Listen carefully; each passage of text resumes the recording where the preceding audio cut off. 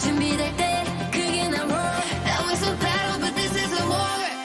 I'll show you what I'm made of. Rise to the occasion. Got fears, but I'm facing. Oh, and I'll show you what I'm made of. A heart full of fire, looking at a fighter. I got a way, it depends on the day that I forget. I'm the best that's done it. Hard on myself, put my heart on the shelf, cause I forget that myself needs loving. 어둠이 가려진 기억 모두 이젠 잊어. Cause I know that I can make it out those days I drop. Sit on the floor, thinking I'll stop, can't take no more. 준비될 때 그게 난 war. Now it's a battle, but this is a war. I'll show you what I'm made of. Rise to the occasion. Got fears, but I'm facing. Oh, and I'll show you what I'm made of. A heart full of fire, looking at a fighter. 어둠보단 밝음이 더 크잖아. 너의 가치를 너가 잘 알잖아. You know the darker the day, the more you shine. 어둠이 지나 밝은 하루가 babe. You don't have to be afraid.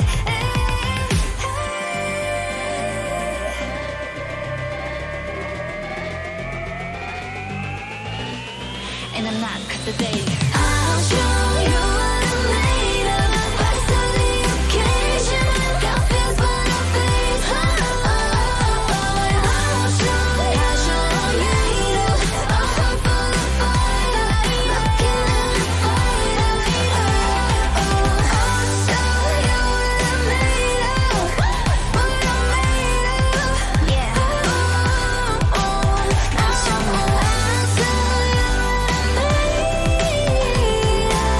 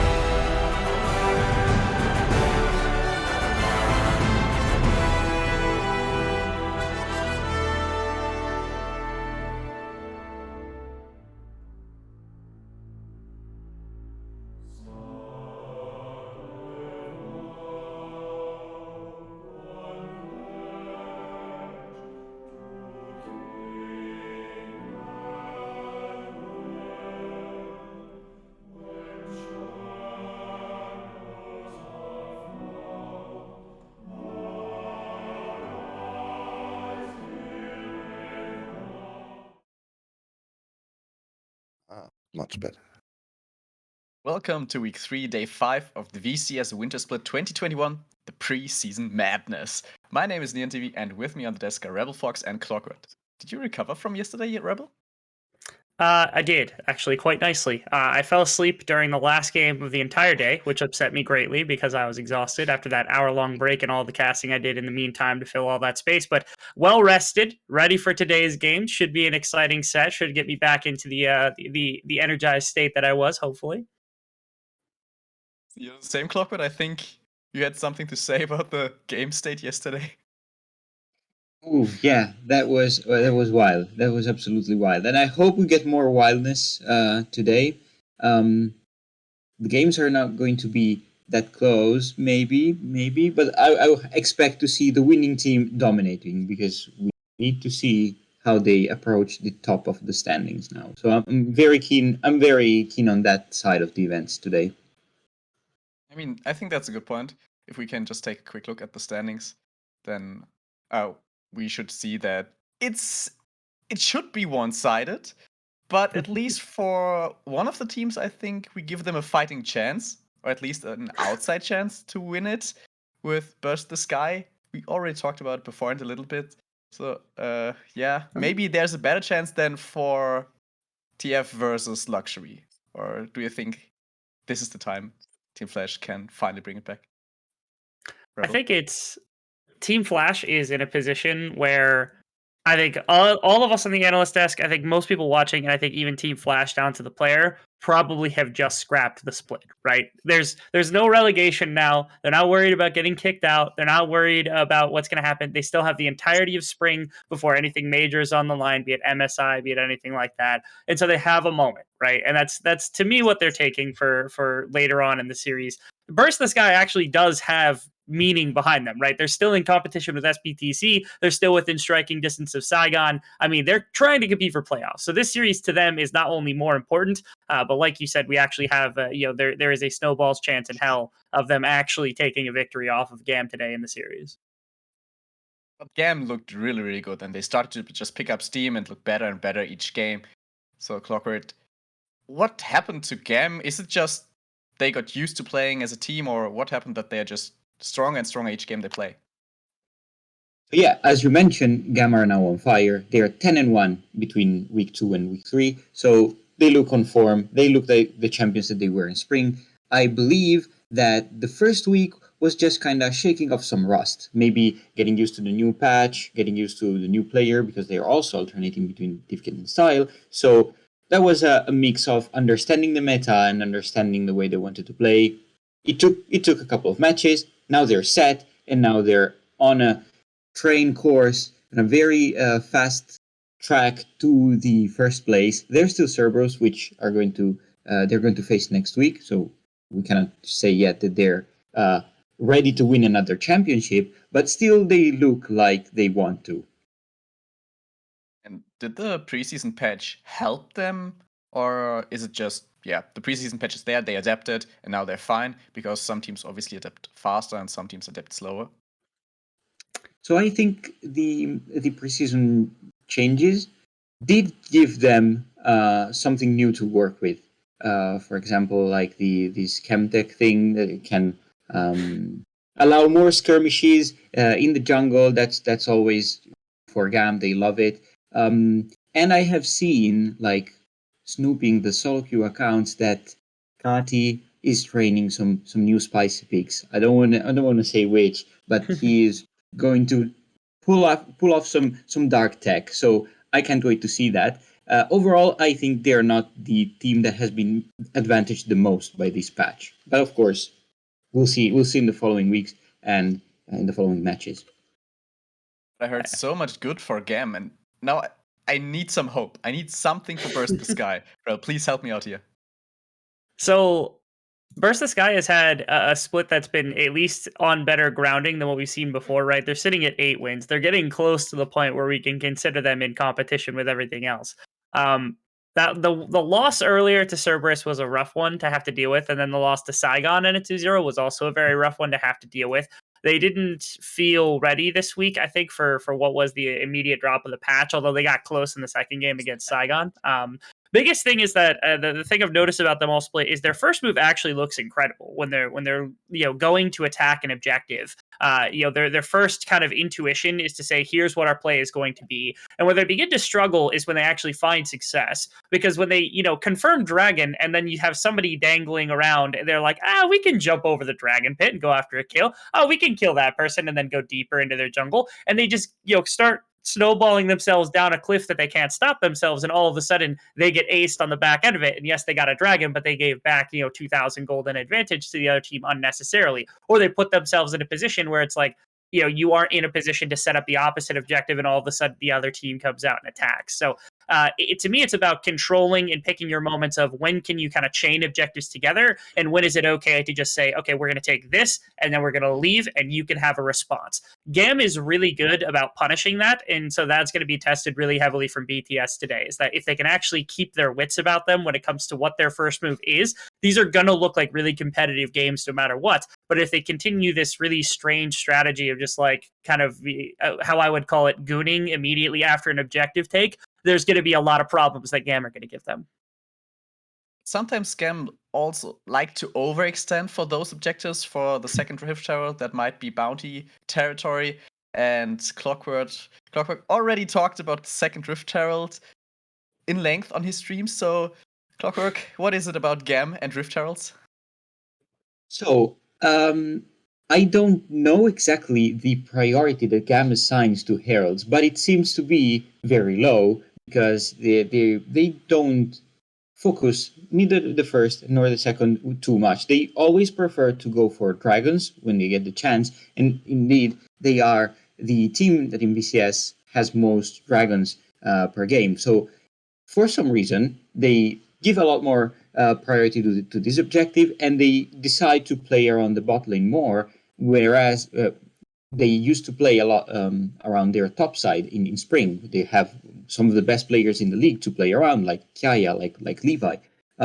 Whereas BTS, as also Rebel was hinting, they managed to have a good dragon control without also discounting the herald totally. So this is a point of contention that I think Drakthar especially can use as a starting point to maybe punish GAM and to see if they can abuse this disregard that they have for herald, which is a very important objective, as you said, with bounties coming in. So looking forward to the potential draft scenario, Drakthar favors Lee and Xin. Are those picks you might see him pick again and just win out against Levi if he gets the Viego, for example, or potentially a J4 pick? So in past, right, Levi was in a position where oftentimes he would play like super hard farming junglers, where it was like he would play Karthus is kind of the mainstay that pops up because he had 10 plus CS per minute on the likes of Karthus consistently. And that's pretty much what their early game plan was don't let Levi get attacked, and then they win the game, which is what happened so often for GAM in the spring when they're able to do that kind of thing. I will say Levi has actually taken to quite a different style. While Viego kind of fits that mold a little bit more, the J4 has been really good. He was playing very aggressively. His Graves actually gets a lot more aggressive than other ones. It's a little bit of point of pride here for 𝘀𝗋, who also hates that champion. And the Xayah, the Diana, he's showing a different kind of style this split. And so when it comes to the competition against Drakthar, who kind of likes to take this same aggressive tendency where it's like the Lee Sin, the Xin Zhao. Our question is like, okay, is Levi going to head-to-head against Drakthar and say, okay, I'm going to out-pressure you? Or is Levi going to be able to take a back step and say, I'm going to go for a farming style Drakthar? Why don't you go ahead and try to beat the map when their solo lanes are in such a good position when it comes to those players? Because they're top 3 in just about every single position. I think one of the interesting points for Burst the Sky for me is 𝘂𝑎𝑙𝑖O the support, because 𝘂𝑎𝑙𝑖O played basically only Leona. Every other champ 𝘂𝑚𝑎 played has a 0% win rate aside from Nami. So it's Leona with a positive win rate and everything else 0% basically.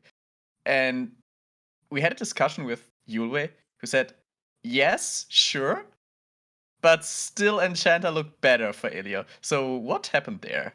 Is it something you should ban if it's 9 times Leona? Or should you keep it just open and say, yeah, well, you still are better on Enchanters, we should not ban Leona? Personally, Okay, Go go. ahead. No, you go.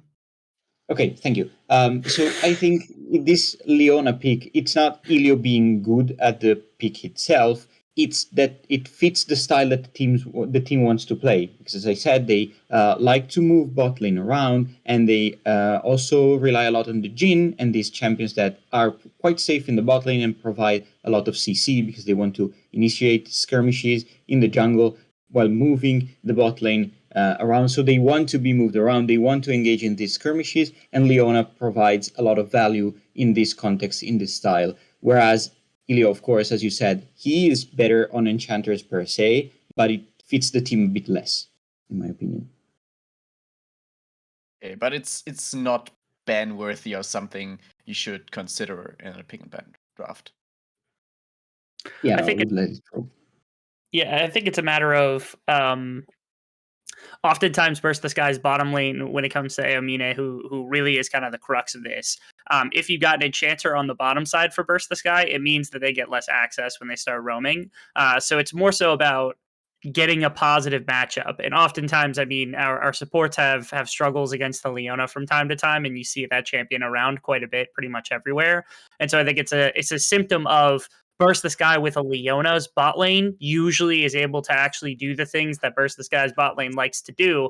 You know, if you have a counter matchup to it, if you have something like, I don't know, 𝘀𝑚, if you've got 𝘀𝑚 in the back pocket, which every VCS support has in the back pocket, but if you've got anything else of note or special to kind of pair alongside it that can keep the Leona locked in place and give yourself a winning lane, all of a sudden it doesn't matter. If you don't have that, or if your draft is kind of leaning against something that would fit that mold, that's when the Leona gets taken off the board, just to make sure that bottom lane doesn't have a bunch of control. And I have seen something like that popping up here and there because there might be some Morgana popping up that fits the purpose very well. Yeah, Morgana Caitlyn is definitely one of the bot lanes, or also Caitlyn Lux. Which one would you prefer, Clockwork? So I'm personally not a great fan of Lux. I do like the options that it gives. For example, it can allow to wave clear very fast and have always priority in the bot lane and then allow yourself to roam. But the black shield that Morgana has, it's something so unique in the game and so specific in countering what Leona does that it allows for so many more options in the game, especially when you have players like 𝘀𝗀 and 𝘁𝗀 that are playmakers, and they can benefit much more with something that shakes CC out of them. Well, now we have to see if the teams are also on the same page as we are, or if they differ, but it is the Jhin pick. We're just seeing another Jhin pick for 𝘀𝗀. It doesn't matter. It's always the Jhin. It's always the Jhin. It's the pride and joy right now of the VCS, unfortunately, in the bottom side. Interestingly, also, I think it is notable that GAM has actually switched to 𝘀𝘀. I don't think Style's a worse player. In fact, I actually prefer Style in a number of places, but I don't disagree with this opinion if they intend to use 𝘀𝘀 on something that plays for an earlier laning phase. In their first week, that was kind of the role that 𝘀𝘀 played, was a bit of Jhin and a bit of the earlier game type of control. And since they know that 𝘀𝗀 and 𝘀𝗀 like to get out and about and like to kind of cause havoc across the map, this might be the intention, rather than taking something like the Jinx, which has been incredible both for the patch, but also specifically for Style. Maybe they don't feel they can play that against the likes of what 𝘀𝗀 and 𝘀𝗀 are going to bring, and so they just decided, hey, 𝘀𝘀's coming in, he's going to pinch hit for us, and this is a really nice style. I like that GAM is being able to use multiple players in the role in effective different ways. Yeah, definitely helpful, but also looking at the mid lane, 𝘁𝗀 really having a great split again, and picking the TF, having the option to just influence the map heavily. What is the best option to answer this TF for Skye? Well, there's a lot of good mid laners that can be valuable. Ryze was one of them, and of course GAM took it off the board. There's still a few options, since for the moment I'm not seeing too much preseason in this beginning of the draft. It's a lot of comfort, so I would like to see something that brings some new win, like the Victor, for example. I think he should be quite good into the set. We know that this is a very much coveted pocket pick for the 𝘁𝗀 in the mid lane. So I want to see something that can keep it at bay and defuse it, and here it is. Lock it in, thank you, BTS. Other than that, I'm seeing a lot of comfort. As you said, there's the Leona, 7 picks for Elio, the Jhin with 8 picks for 𝘀𝗀. So this is just like play the most comfort that you can because you need this win against GAM and don't want to experiment too much. Huh. Notice also... Go ahead. We're just seeing the support bands coming in against Leona, so I think they're trying to set up their bot lane for success and having a Gnar on the top lane for a weak side, but 𝘀𝗀, I think you got something to say about that. So it's once again, it's actually not 𝘁𝗀's set once again. I think this is the second time, unfortunately, that poor Clockwork has been baited by this. It's going to be B's response to the Leona into the bottom lane. This is it's B who has done this, I think, to him exactly 2 times, and both times we're like, oh yeah, that's got to be 𝘁𝗀's set, right? Nah, this is the setup where, of course, the Twisted Fate, the Renekton, super powerful on the patch, and they use that as just a deterrent in the bottom lane as something powerful. Where like if Leona engages, you got to worry about a set's early game here. Although being quite honest, like. The set is a much weaker support than it was before. It's got some new kind of toys to play with between Predator to maybe Roam, even Shroud, things like that. And Levi's actually been really popping off on the Zed lately. But there's actually nothing I dislike about Skye's composition at all. The players who have these champions do good things when they're on these champions. I'm most excited to see the Victor because I'm pretty sure this is one of the first that we've had on the new patch with, of course, the Shattered Crown. Talking about the mid lane, 𝘀𝗀 is definitely one of the players that can shine and bring his team the advantage that they need to stay in the game and really get to the point where they can just fight as a team and just win the game potentially. But looking at Victor, the wave clear is always a little bit slow, so do you still prefer the team come from Burst to Sky Clockwork? I do, and especially because GAM, I think they over-indexed on physical damage, so BDS should have a very easy way to itemize against them. That is also true for BTS. They only have 1 AP source, but it's more consistent to do late game damage than GAM. So my prediction, bit spicy BTS for this game. Okay, yeah, BTS for this game. Okay, 𝘀𝗀. This is it's really rough on me because as much as I love this composition for BTS, I actually think, to me personally, this is 𝘀𝗀 comp from the side of BTS. They've assembled the 5 champions that I think they're best put on. There's an argument maybe that the Renekton should be for the position of Ryuk. Maybe that's the one place that they could have gotten a little better, but there's arguments back and forth. The Gnar should be a perfectly fine kind of step in for that.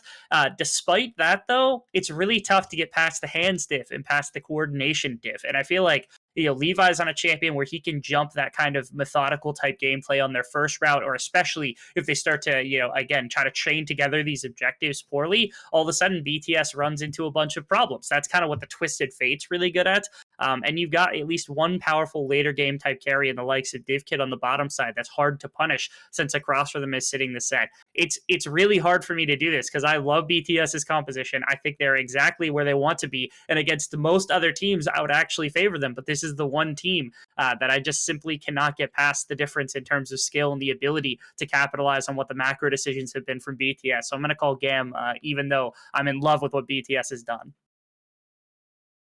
Also feel like having all that said about the individual strength of GAM with GF, Renekton as gank setup for a set that is a super high damage jungler might also prove quite problematic because Victor and Gnar both are pretty squishy, and seeing Draktar not get ahead, not really get into the game, and Ryuk being the weak point of the team, that might also already throw them into disarray in the beginning of the game. But we obviously have Graves, and Graves is, I think, a champion Draktar cannot miss a Sonic Wave with. He redeemed himself yesterday, but I noticed the point in the cast. Everybody was like, oh, come on, Draktar, hit a Sonic Wave, and then he just played a wonderful game of League of Legends on Lee Sin. Is Graves the champion he needs to just instantly get off to a good start? Ooh. This is a cool learning point for you because, again, you're relatively new. Welcome to the VCS desk. When I started here, I was actually covering this team specifically, and Draktar was the substitute jungler, and the only reason he came in to start off on the team he was on was as a substitute Graves player because Graves was in the meta and their jungler was not a good Graves player. So they said, okay, 𝘀𝗀, you're going to play Graves for us. And he would come in, he'd play Graves, and then they'd lose because their team wasn't good. But this is how I fell in love with him and actually invented the 𝘀𝗀 fan club. I am the head of the 𝘀𝗀 fan club, specifically because of what I saw from that guy on this champion. This is the best champion he has in his wheelhouse, which is something that is at least maybe BTS has in the back pocket for this game. Okay, so seeing that you're ahead of the 𝘀𝗀 fan club, let's see if you're also ahead on the total overall prediction game, because we obviously also have that on our stream. And maybe you're first too. Who knows? Oh, yeah. Last. We only have predictions today. I was a bit too hyped for the overall predictions, but hey, at least for today. But I think, judging from the overall standings, having everybody on the 2-0 side is not really surprising. I mean, let's be real, we also did not know that 𝘀𝗀 gets such an amazing draft for themselves, which is, I think, their best chance to take off a game of GAM they might get, basically. It's preseason. They did in round 1. Yeah, but I mean now, because they obviously have to pick up some steam, and, well, we're going into the game unexpected. So, Yul and 𝘀𝗀, take it away. Who needs to see the start of the game? It's not like it matters, right? Your way, we don't have a scoreboard. And we're 2 minutes in. It is the VCS experience. My name is 𝘀𝗀, and with me is the lovely 𝘀𝗀. I have to agree with our analyst desk. I think BTS have assembled a very good draft here. And remember, last time they met GAM, they actually won the first game. This was the last game GAM lost before their huge winning streak. The winning streak in terms of games is broken. They are on a huge winning streak still in series, 6-0 after 0-2 at the start. So they are looking to continue this one. But yeah, I'm inclined to agree with our analysts. This is maybe the prime opportunity for 𝘀𝗀 to strike first and show GAM that they're not pushovers anymore. Very good early game stats so far in the split compared to their woes in the early game from spring split and even summer last year. So let's see if they can stand up to GAM, who have been tearing apart the other teams in the early games. And my eyes are immediately drawn to the bot lane, because GAM's bot lane, this is 𝘀𝗀 on Tristana. It's a specialty. They basically only put him in to play Tristana nowadays, because I think 𝘀 is the better Jinx player. So whenever they want to play it seriously, they just play 𝘀 and put him on Jinx. But now it's 𝘀𝗀 on Tristana and paired up with your favorite B champion. Isn't that right? The sets. Yeah, I mean, I love set support. It's definitely where I like seeing my favorite champion being played. But it is, look, GAM knows how to play with and around the set. No matter what role it's in, they can put it in 3 different places, depending on who is feeling like bringing it out. So I certainly don't mind. I think B can make excellent use of it, but we're going to have to look at how 𝘀𝗀 and 𝘀𝗀 can sync up, because this is a dive, but 𝘀𝗀's health bar is a little bit anemic. Mega Gnar coming up for you. This is really dangerous. He's kiting away, but the flash will secure the first blood, and 𝘀𝗀 is off to the perfect start. From the set to the 𝑍, who is making his presence known. Level 4 gank from 𝑍, not really something you associate with this champion. But if you just dive the Gnar and ignore his Mega Gnar, you're off to a great start. 𝘀𝗀 taking as much damage and punishment as he can. Triumph actually helped him there. He flashed to get the Triumph heal, I believe. So once again showing us that these are the best players in the league. Their hands work well, and we're off to a flying start for 𝘀𝗀. This is dangerous for 𝘀𝗀 now too, because usually Graves into 𝑍, he doesn't really struggle with the 1v1 too much. Graves tanky enough and able to stack up armor and disengage with W, so the 𝑍 can't really threaten an easy 1v1 kill. But now with 𝘀𝗀 accelerated, serrated Dirk coming in, probably a little bit of an experience advantage through the killing experience. Yeah, for sure. He might be able to kill 𝘀𝗀 on level 6 spawn. So 𝘀𝗀 needs to be super careful, already spotted here on his chickens.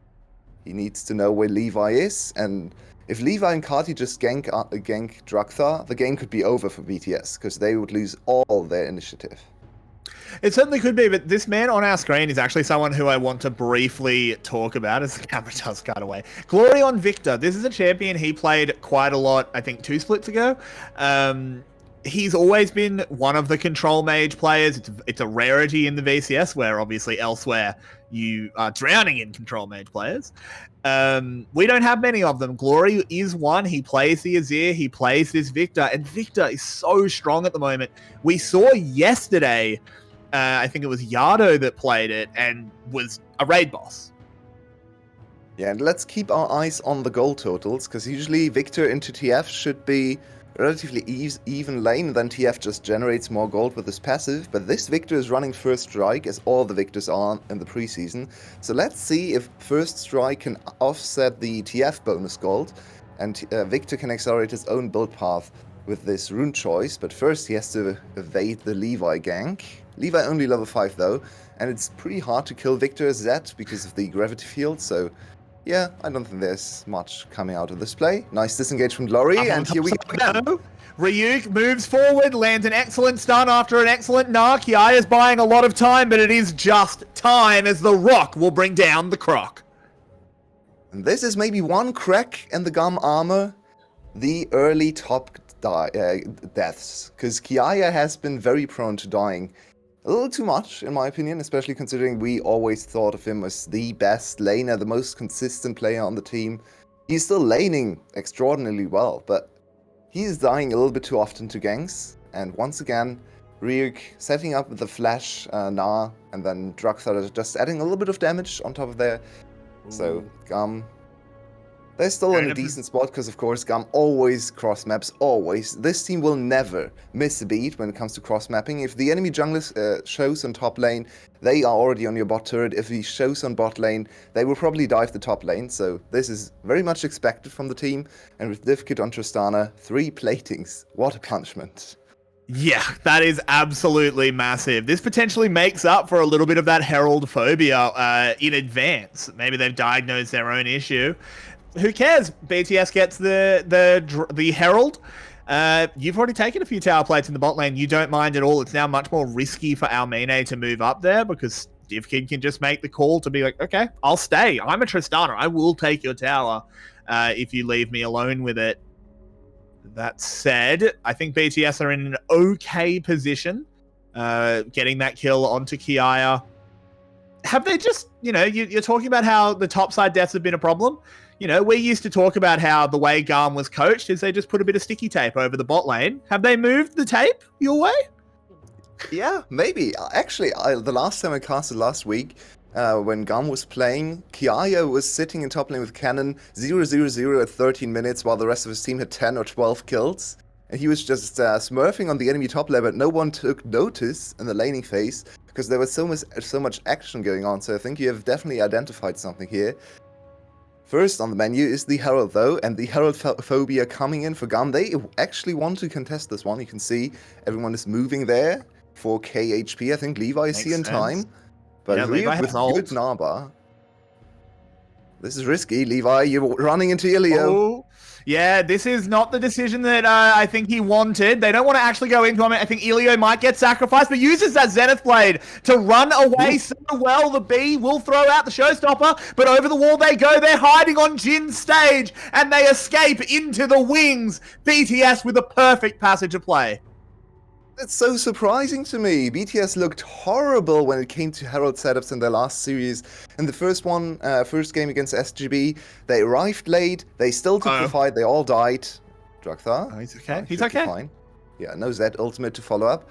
So they did basically everything wrong you can do wrong. So very much surprised to see them rectify those mistakes in the very first game they played today, but that's reassuring. GAM still gets a huge chunk of gold, unfortunately, out of this play, because they deny another wave in top lane, and suddenly they're 1.3k gold ahead. You already touched on the bot lane situation in terms of plating, so even though 𝘀𝗋𝗋 play the Herald fight well, they defend well against the onslaught that is GAM, they still fall behind in overall gold. So they need to make up for it with the Herald, and it's only 300 gold Herald because no tower is low. GAM overall winning the play. I'm not quite sure how. I need to go back and watch where all the gold generated from, but GAM off to a great start again. It's top in ADC. The 3 platings onto the Tristana, the 30 CS lead for the Renekton. That's where it is your way. 1100 is a little bit more than you'd expect, though. I will admit that for sure. As 100 VCS CS at 10 minutes for Tristana is insanity. Whenever I try to play this champion, I don't understand how anyone could possibly want to play this champion. The CSing mechanic on this champion is so horrific. I hate it. So big props to 𝘀𝘀. He is the specialist and he's a pro player, so you would expect him to be able to do it. But once again, I have to shout him out as 𝘀𝗰𝗋. is in some trouble, has the Conqueror stacked up, but moving forward is 𝘀𝘀, lands another stun, the Dominus comes out on the other side of the map, we see the death mark being used, and oh no, here's the collapse coming in as 𝘀𝑠y is on the wrong side of the tracks, does land a lot of damage onto 𝘁𝗏, they will get one back, that's some glorious evolution built up, but he will pay with his life. 𝘀𝑠y is evolution indeed, with double Y. Rather with one Y, because 𝘀𝑠y is not written with Y, but ignore me. As 𝘀𝑠y gets to his first evolution a little bit more quickly. 𝘁𝑒𝑢 still fancies a little bit of a shot here against B. But good collapse guy still holding up against GAM. They're falling behind a little bit too much in terms of just laning phase. But they've shown us again and again that their 5v5 team fights, their setups, especially looking at their composition and the scaling in this composition, especially from the mid laner, can really go a long way to secure some kills. Unfortunately, some games I should say. Unfortunately here, the Graves falls prey to the Zed engage and Zed just one-shots him. So 𝘁𝑚 is accelerating ahead and he's going to pose so much threat on 𝘀𝑚, on 𝘀𝘀, even 𝘀𝘀 in his mini-Gnar form, because mini-Gnar against Zed is not going to win. So 2-0 𝘁𝑚. It seems like he's found a new favorite champion, and I think all the fans are happy to see Zed 𝘁𝑚. I know one who isn't, but she's not on today, so we don't have to worry about her opinion. As 𝘁𝑚 has been vocally against the Zed jungle, but 𝘁𝑚 has been proving that it definitely does work. 𝘀𝘀 has to escape on the Gnar, does manage to do it, has been playing a very good top lane so far, if you don't look at the scoreboard. Well, to be fair to him, it's not all just, no time for that. Oh, no. Here, No time they're at all. hunting. Dun-dun. And this is exactly why he's not looking great in the scoreboard. The constant pressure from all the Romans. 𝘁𝑚 starting with a level 4 dive, so they've constantly tried to punish him on the wave stacks. Something GAM has always been very good about, but they have rediscovered their wave management and wave pressure with the ganks coming in at the exact same time as the wave hitting the tower. They've done this a lot in the last series they played, and now today they're showing it in the top lane. Excellent. Yeah, it's excellent, and it's also so hard to play against, because what can you do? If you back off, you lose so much experience. If you back off all the time, the enemy team is going to start to not actually go there and skip steps, and then you basically lose farm to situations you shouldn't lose farm to. But then if you don't do it, if you don't respect the enemy, you die. So you give extra gold over, and you're going to lose the CS anyway. So it's a very difficult situation to deal with, and especially with a jungler like Graves, who's not great at adding CC to dives. He can be ignored to a certain extent. If he's not there before the play starts, he probably still die. So Guy and especially 𝘀𝘀 playing a difficult game. I also just want to point out what we saw on screen. Oh no. I praised 𝘀𝘀. I made a mistake. I praised him. The caster curse coming in. Oh man. Forgot. My powers as a warlock have never abated through our long breaks. But what I wanted to point out is when that cross map was, well, not the cross map, sorry. When the dive was happening onto 𝘀𝘀, that initial one that 𝘁𝑚 got the kill from, Skye did go for the cross map play onto 𝘁𝗏, but he played it perfectly. He read exactly what was going on and just cleared the wave, stood forward. They could do absolutely nothing. This sounds weird that I am praising 𝘁𝗏 for that, but at the same time, I want to praise BTS for at least being aware of where they should be, even if the play didn't work out. It's good to see from one of our lower tier teams. Nice dodge from 𝘀𝑀 there. He was under a lot of pressure. Could have died to 𝘁𝑚 and 𝘁𝑚. They have a lot of burst between the two of them, but nice sidestep from 𝘀𝑀, still showing us the prowess on his special champion. as something is happening on my screen, but I'm not quite sure. It was just the gate from 𝘁𝗀𝗃 coming in. Good setup for GAM to secure the second herald. And now Sky needs to decide, do we actually contest? Do we go for the mid tower, because that's pretty low? And it looks like they're once again indecisive and now in a bad position for the fight. Yeah, they certainly are. They have to run away, but the initial CC doesn't land. 𝘁𝗀 with a full Gnar, the Jhin ultimate coming in. B going low, has the big Haymaker shield. It's big enough to get him in the flash away. But look at this, Renekton, he's in trouble. He is burning. And Graves will take him down. It's a good fire back, and the Herald didn't die. Yeah, don't listen to me at all. That was actually really nicely done from Sky, kiting back in time, baiting GAM, so they always poke their heads close enough to GAM to basically say, well, we are actually contesting the Herald, so if you don't turn, the Herald is going to deal so much damage to you that we're going to win the fight. GAM got baited, Levi just dies in mid lane for some reason. GAM got baited into pursuing the fight, but then Sky with better positioning to back off, and very nicely done for them, getting the Herald. And their composition is still amazing, right? Go back to the analyst desk. What is happening here? He's dead. Oh, that's a kill. No. Oh. Yeah, that animation looked weird, right? It was, it was the W from Leona going off, and it looked like an explosion. Right. It was the eclipse. Double explosion. As well. I got baited as well. Like, what?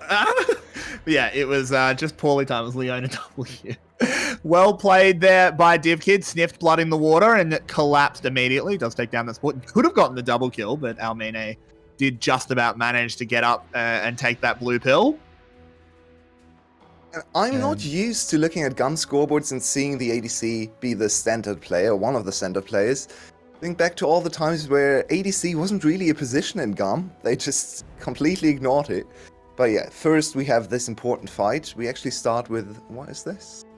It's just, it's just how Levi died. Yeah, this was how 𝘀𝗀 got a big shutdown. And 𝘁𝟧 managing to survive there as well. He gets even more glorious evolution stacks. This Victor might be becoming a problem your way. Yeah, certainly showing us that Victor into Zed is quite a good counter in a lot of situations, because Zed, it's easy to predict where Zed is going with the shadows. So Victor can just preemptively, or even just reactively, put up his gravity well. No, it's gravity field medic, by the way. And personal gripe. But yeah, the Victor can can deal with the Zed quite easily. GAM is still in a very strong position in this game with 4k gold lead and 2 dragons working towards a Hextech Rift. I don't think we've seen a Hextech Soul, so I'm actually super keen on seeing the static shift coming back into the game. We've seen a Chemtech Soul, I think twice already, and it looked broken. So let's see what the Hextech Soul has to say for itself. Yeah, I mean, I hope we do find out this game. Obviously, BTS fans may be hoping we don't find out unless this game goes very, very late. From what I understand, it's nothing really compares with Chemtech Soul, but it is definitely strong. 𝘁𝗀 could be in trouble, but he can just take the gate out of here or just jump. Less interesting, but the gates more exciting, are more the greatest addition, I think. I like the gates. I like the gates. The game I watched, I didn't expect anything to come from the gates, and then I watched one of your games yesterday, I believe, with Hextech Rift, and there were so many cool plays around the gates. Speaking of cool plays, B in a good position to start the fight. Yeah, this is a collapse coming in. It's a 4v4 in the mid lane. On the top side, 𝘁𝟧's just solo killed 𝘁𝗀𝗃. And they've avoided the fight in the mid lane. Everything's going BTS's way right now. Oh, I think 𝘁𝗃 tried to look at the other side of the screen and 𝘁𝟧 is just collapsing on him. He flashed, yeah, that must have been it. I think 𝘁𝟧 flash ulted him out of his ultimate, so very nice read from 𝘁𝟧. He is vulnerable now for the next dragon fight. We don't have the time on screen right now, but it should be up in like 3.5 minutes, roughly. Maybe even just 3 minutes. But yeah, 𝘁𝟧 is the prime target now for GAM, and all their efforts should be focused on jumping on 𝘁𝟧, removing the strongest member of the team from the fight, and consequently on Sky's side, protect 𝘁𝟧, make him able to put out all his AoE damage. He should be on 2 or 3 evolutions already. And I really want to see the goal totals, but unfortunately we can't even see the items, so let's wait for that. Well, I do have... Look, it's a little bit worrying. There is a little bit of a hex against BTS at the moment because Sky is relying on Victor. So unfortunately, they are going to go boom. Just a little joke for Arcane watchers there. Don't worry. A bit of fun. Bit of fun in the chat. But what actually happened. Interrupts the teleport and 𝘁𝗃's got no hope. Yeah, a little bit foolish from 𝘁𝗁 there. I'm not quite... Okay, there was more going on at the end of the fight, but Yeah. it's just a flash for flash trade, so that's fair. 𝘁𝗁 with no flash means a little bit less. Oh no, he had his flash. His flash was down. My bad, misread from me. But 𝘁𝗁's flash should be up for the next fight, so that's a flash gold card with rapid fire cannon potentially for 𝘀𝗀cie, and there's nothing that can protect him from that. So 𝘀𝗀cie under a lot of pressure to perform in the next fight. He's on 2 items already. He has a lot of movement speed. He has added protection from the crown of the Shattered Queen. Am I correct? Correct. Yep, correct. Nice. Okay, so the Z is not going to one-shot him, most likely, but they can collapse and lock him down very easily. So it might even be advisable for 𝘀𝗁's side to not contest the dragon, but then you're giving up the soul point, so let's see how they handle the situation and how they... what they can do to alleviate some of the pressure on 𝘀𝗀cie. They might go for a Baron attempt. They have decent Baron damage between their champions, but very risky as well. Only 21 minutes in.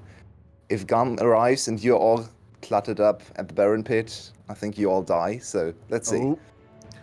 𝘁𝗁 does have to burn his flash there. Valuable That's good. resource to get rid of, just as you were pointing out. The flash gold card, no longer available, though of course it still does have excellent range. 𝘁𝗀cie stunned up, no follow-up of course, as they are prepping for this dragon that should be spawning very, very What's soon. happening? But look at the early engage here from BTS. 𝘁𝗁 turning it around though as they'll pick up the first kill onto 𝘀𝗁. That goes over to 𝘀𝗀cie, does reset him. 𝘁𝗀cie going low. 𝘁𝗀cie, be careful. Where is 𝘀𝗀ie? The death laser coming in. 𝘁𝗀cie surviving on a sliver of health, but he is essentially dead when it comes to this dragon setup, and GAM come out on top. Yes, teleport though, and 𝘀𝗁 up in 20 seconds. We still don't have the dragon timer, might not be in time to get there. But GAM used a lot of resources in this fight, and now 𝘀𝗁, their carries are still full HP. 𝘀𝗁 is spawning in 9 seconds. The dragon's on the map, but GAM isn't immediately... Oh, this is a bad time for a replay. Yeah. This BTV special. Yeah, it's just, look, they just chose the wrong target to go directly on. He was able to just put up the big Haymaker shield, deal a lot of damage back with this set. It's just not the person to pick. Unfortunate there for BTS. It's a mistake, and it does give GAM that third Drake. One more, and 𝘀𝗁𝗋𝗄𝗋 will be unlocked. Yeah, very unfortunate positioning in terms of terrain, because 𝘀𝗁 was split up by their own accord. They were standing behind the jungle terrain and just couldn't get there, couldn't get in range. Was too risky for 𝘀𝗀ie and 𝘁𝗀mine to move into open territory and contest, so easy pickings. Only 1 kill though, and GAM does secure the dragon. Now this dragon can actually go, this dragon fight going over to GAM without a real fight at the dragon might actually mean 𝘀𝗁 has a better chance of contesting them in 5 minutes. It's risky, they have to win, or it's the Hextech Soul. But on the other side, GAM still showing us their new read on the meta. They are the #1 team by far, actually, when it comes to dragon stacking. They are focused on dragon, and they are the 8th team, so the last team in the league, for heralds. So they've really shown us their focus on the map is all about the dragon. They want to stack the dragons, and I think this is even more pronounced ever since the preseason has come in. So early read from the coaches to that's focus actually more my on the theory. dragons. My theory is because the preseason patch has actually been out on live for quite some time. That's what they've been playing in solo queue. And with things like the Chemtech Soul existing, you sort of have to play around Dragon so much. I think the GAM players were just kind of playing to what they were doing in solo queue, what they're comfortable with. And now that the preseason patch is actually here, it makes a lot more sense. Just a theory, of course, but does one that does look pretty accurate at the moment. Yeah, 𝘀𝗀ie is still... Sorry, go ahead. It comes down to them also dominating lanes, so giving up Rift Herald doesn't actually do that much for the enemy team. It's just one objective. It's just 320 gold, which isn't what you want from the first Herald. So Ryuk needs to be careful. The same spot again, 𝘀𝗁, you shouldn't fight there again. You had huge trouble to get your carries into position. Choose a different spot. Oh, well, there we go. It's deja vu. I have been in this place before as B goes low, but this time he goes down the timeline, wefts and weaves and changes result when we have our second turn. And now 𝘀𝗁, with the numbers advantage, they can go pressure the Baron. So this time 𝘀𝗁 gets the first drop. They're all together, clumped up as 5. No no way for Levi to get in there. And that's the big issue with Zed. He doesn't add any kind of CC. He's just there to provide damage, and he's very squishy. So if he jumps in first into Meganar, into 𝘀cie, into 𝘀𝑺 especially, then he probably just dies. So Levi having a hard time to find his engage into the fight, his way into the fight, I should say. So let's see how he conducts himself. I think if 𝘀cie sticks together and just is an inviolable unit as a 5-man moves together to the objectives, it's going to be super hard to play for Levi, and he has to show us that he understands Zed to the next level. Not just, I know the mechanics, I know the combos.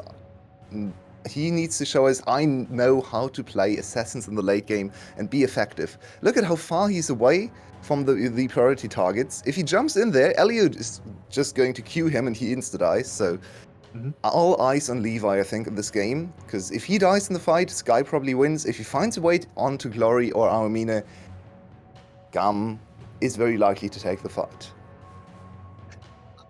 You say all eyes on Levi, and I definitely agree that he is a very volatile element to this game. He is a bit of an X factor for GAM, but 𝘁𝘀 is 3-0 on a Tristana with 300 farm at 26 minutes your way. This is a big boy AD carry. It is, but interestingly it's got a lot enough, of range. Tristana is kind of the same champion as Zed. It sounds ridiculous to say, but she does very similar things, and of course from range, and can also play a little bit of front to back. She isn't the greatest front to back champion though, especially with this build, where she isn't going for lethal tempo. She's much more focused on lane domination with the Hail of Blades, so the old build coming in. And this is much more about picking one target and assassinate one target and then jump into the backline and try to get onto the targets that are harder to hit. But if you can't get the first kill, the Tristana is not going to get going, the Zed is not going to do anything, so it's all about the initial 5 seconds of the fight. Can GAM get enough damage on one target to start the snowball, to start the resets and better position, and basically open up the positioning from 𝘀cie in team fights? If they can't, 𝘀cie is just going to take it. 𝘀cie TPing in to join his team. We have about 10 seconds before this dragon spawns. Hextech Soul available. GAM are in position, but 𝘀cie are reinforcing in plenty of time to make a fight out of this. This may well decide our game here. 28 minutes on the clock. If 𝘀cie take a big win, they could be right back in it. And of course, if GAM win this fight, they will secure the soul. They will secure a permanent advantage in this game, as they are just poking their heads back and forth here your way. And we saw a little bit of the Hextech meta coming in. Fight over the portal on the other side of the Dragon Pit. Now Levi has control over it. It's going to put him very far away. There's 𝘀𝗀 porting in as well. Now the dragon is open. 𝘀𝗀 goes low. That's the Burst Skies jungler. In a little bit of trouble. They're going to go in. 𝘀𝗀 moves in. He gets exhausted. B into the backline. Throws a haymaker across the team. But it's not quite good enough. The soul is secured your way. But the fight still rages. Tristana does pick up her first kills. I accidentally hit my microphone there. Apologies for that one. As now they're coming forward. 𝘀𝗀 will get bound up. This crocodile needs to get back to the river. He manages to do it for now, hiding underwater, but Tristana is not saying die, as you'll pick up one, jump on forward. Can you get another one, 𝘁𝘀? 𝘀𝗀 coming in, goes gold, should be cleaned up. On the way back out, 𝘀𝗀 doing that one well, and in the end, it's a 2 for 2, but the soul goes to GAM. Everyone is cannon now, and 𝘁𝘀, now that he got so many kills, he's going to get IE. He's going to be able to one-shot absolutely everyone. This fight can really open up the game for GAM. They secure the small little static shift for everyone, but more importantly, 𝘁𝘀 now, 3 items. Level 15 already as well, so his range is getting there. So how do you deal with this Tristana? You basically have to wait for him to overextend, because if you try to go on him, the enemy team has too many ways to just retaliate immediately. There we go. I was waiting. I was baiting my breath for this replay, because look at GAM. This is quintessential GAM. Everyone just fights for himself, because GAM is the team in the VCS to play all these individual agency champions. On GAM teams, you will very often see every single member having some tool to start a fight, to end a fight, to make some play happen. The back half of this fight as well. He does. Offers that everyone flashes into safety from the Jhin ultimate. It's perfect play from the Tristana. What I want to point out here is this is not Cerberus team fighting. This is not all have the same plan. We're going on one target together, front to back kind of thing, maybe with a flank here or there. This is all the GAM players knowing how to play League of Legends and playing for themselves. It looks very strong when it works, very strong individual plays, and all the GAM it causes so much chaos for the enemy team because they just didn't know where to go. On one side there were 2 targets, on the other side there was a Tristana jumping around like crazy. Then you're always waiting for Levi to engage. In the meantime, someone is taking the dragon, so just too many things to focus on, and Sky were lost in thought. And in the end, they lost the dragon basically for free because they didn't even get to contest the fight. 2 for 2 in the fight, so not the worst outcome for them there. But in the end, GAM got what they came for. Now it's all about Elder Dragon Baron and how they can execute with this advantage in the fights. I'm not sure how strong this soul is. I've never seen it before in a professional game, so we're basically learning here on screen how much of an impact this little buff will have. Yeah, it's definitely going to be something to track. I do hesitate, though. Even with all of the advantages, everything you're pointing out, don't get me wrong, I agree with you, but I'm just struggling to count BTS out. They have looked clean. There have been a few mistakes here and there, particularly in the macro department, but the fact is, we are 31 minutes into a game. GAM don't play 30-minute games. The Union says they have to finish up by 26 minutes, and it's only 17 kills. Yeah, and they're only 4 kills behind. Game. Like, they're playing very clean. Every one of our analysts agreed that this is a huge advantage in terms of draft for Sky. Some were even so or willing to say they would win this game, and they can still. But they need to be careful. Don't overextend into the enemy backline. This is very nice. Look at them. They all move together as a unit of 5, so compact. There's no way to get into the backline, no way to bypass or circumvent. But now Almina a little bit exposed. What's happening? Yeah. They've overextended here. They got a little bit too hypey, but it is going to be a support trade. What can Ryuk do in the backline? He's on top of Levi. He's going down. It's a double kill. It's another one for 𝘀cie as well. And with Glory gone, they have no damage. Burst the Sky. They just got a little bit too eager. And right as I praise them for being played, and they overextend. And there was no reason for them to take the fight here. It's so risky to run into them. You have the range advantage, you have all the CC advantage and AoE.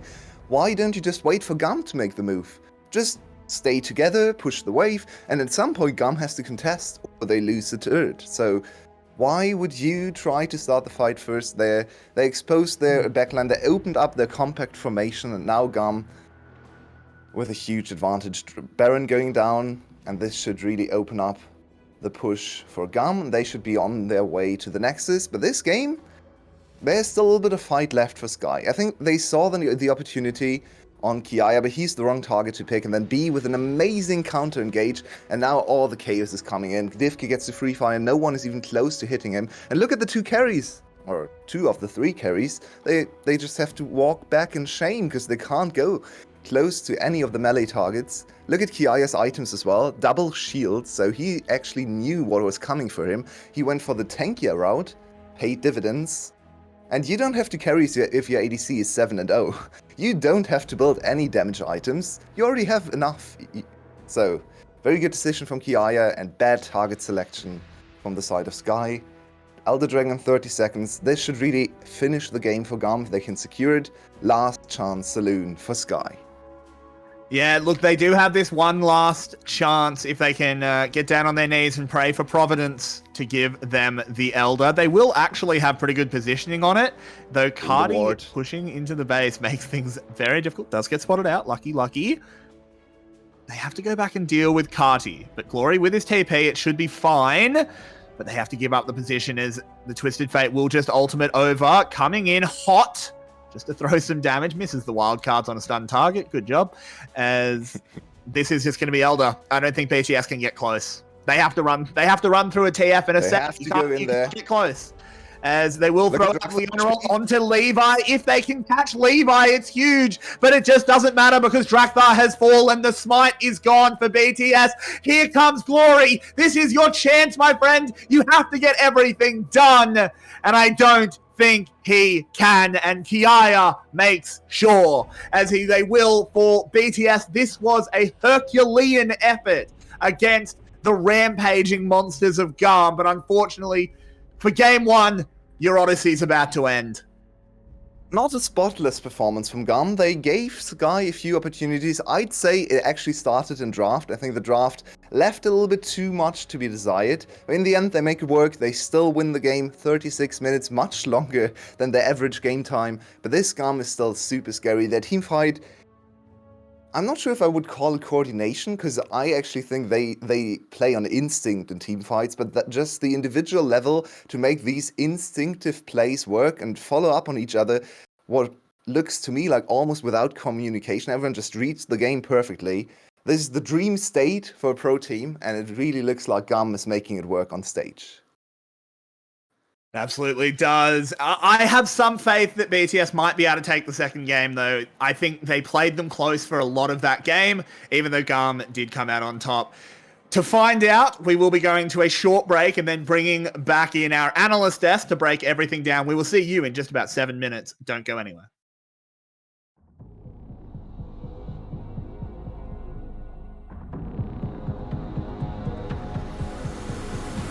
There's no time for redemption.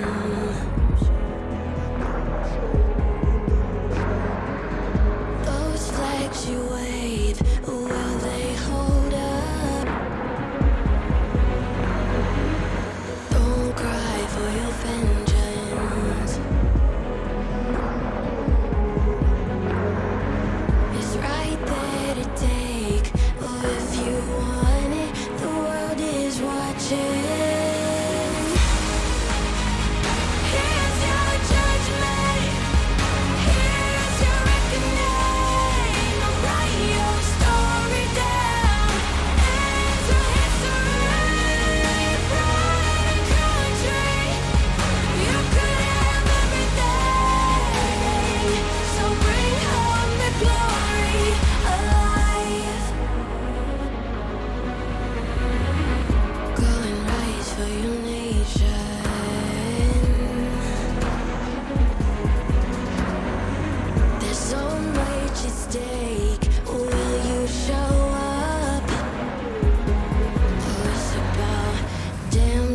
For a little salvation. Those flags you wave represent them. The world is watching. Here's your judgment. Here's your reckoning. Write your story down. Into history.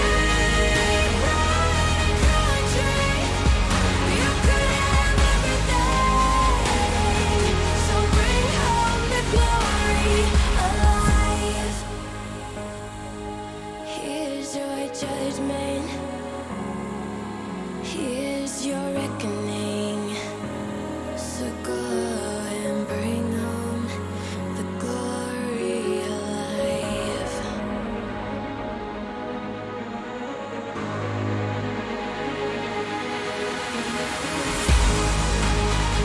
Here's your judgment. Here's your reckoning. Write your story down. Into history.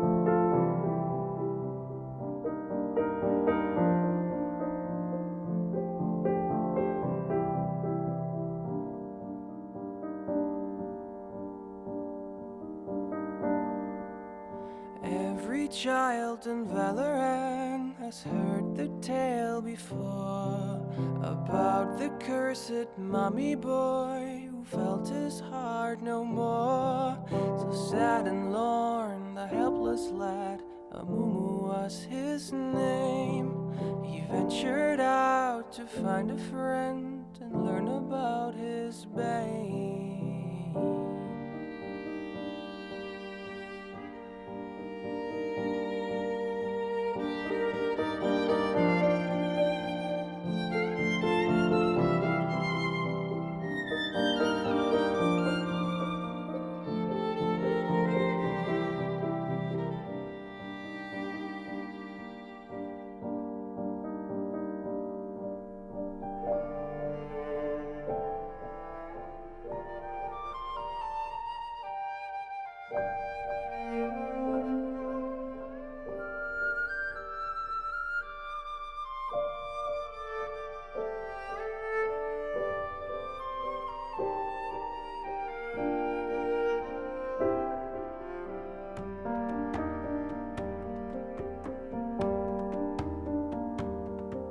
For many years, young Amumu traveled through the lands, determined to make friends if only they would understand. But even when Amumu stood upon the ledge of home, his hope would disappoint him and he would remain alone. But then the curse began to whisper in his ear. It would confirm what was Amumu's biggest fear. It pledged that never shall someone become his friend. It pledged that he shall be alone until his end. But sorrow and despair became too much to bear.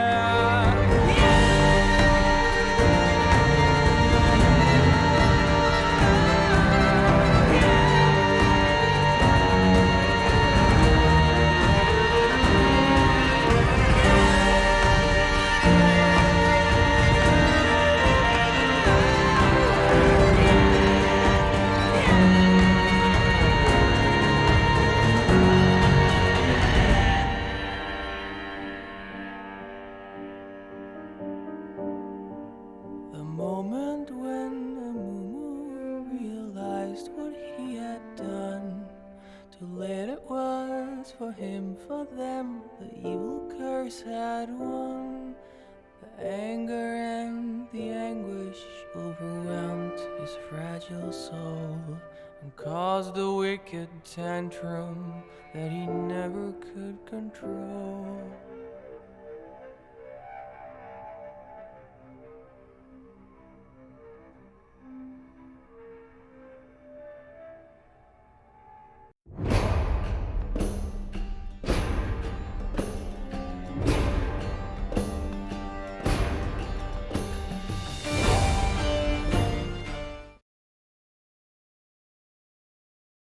Welcome back to the VCS Winter Week 3, Day 5. I'm still Leon TV, and with me are still Rebel and Clockwork.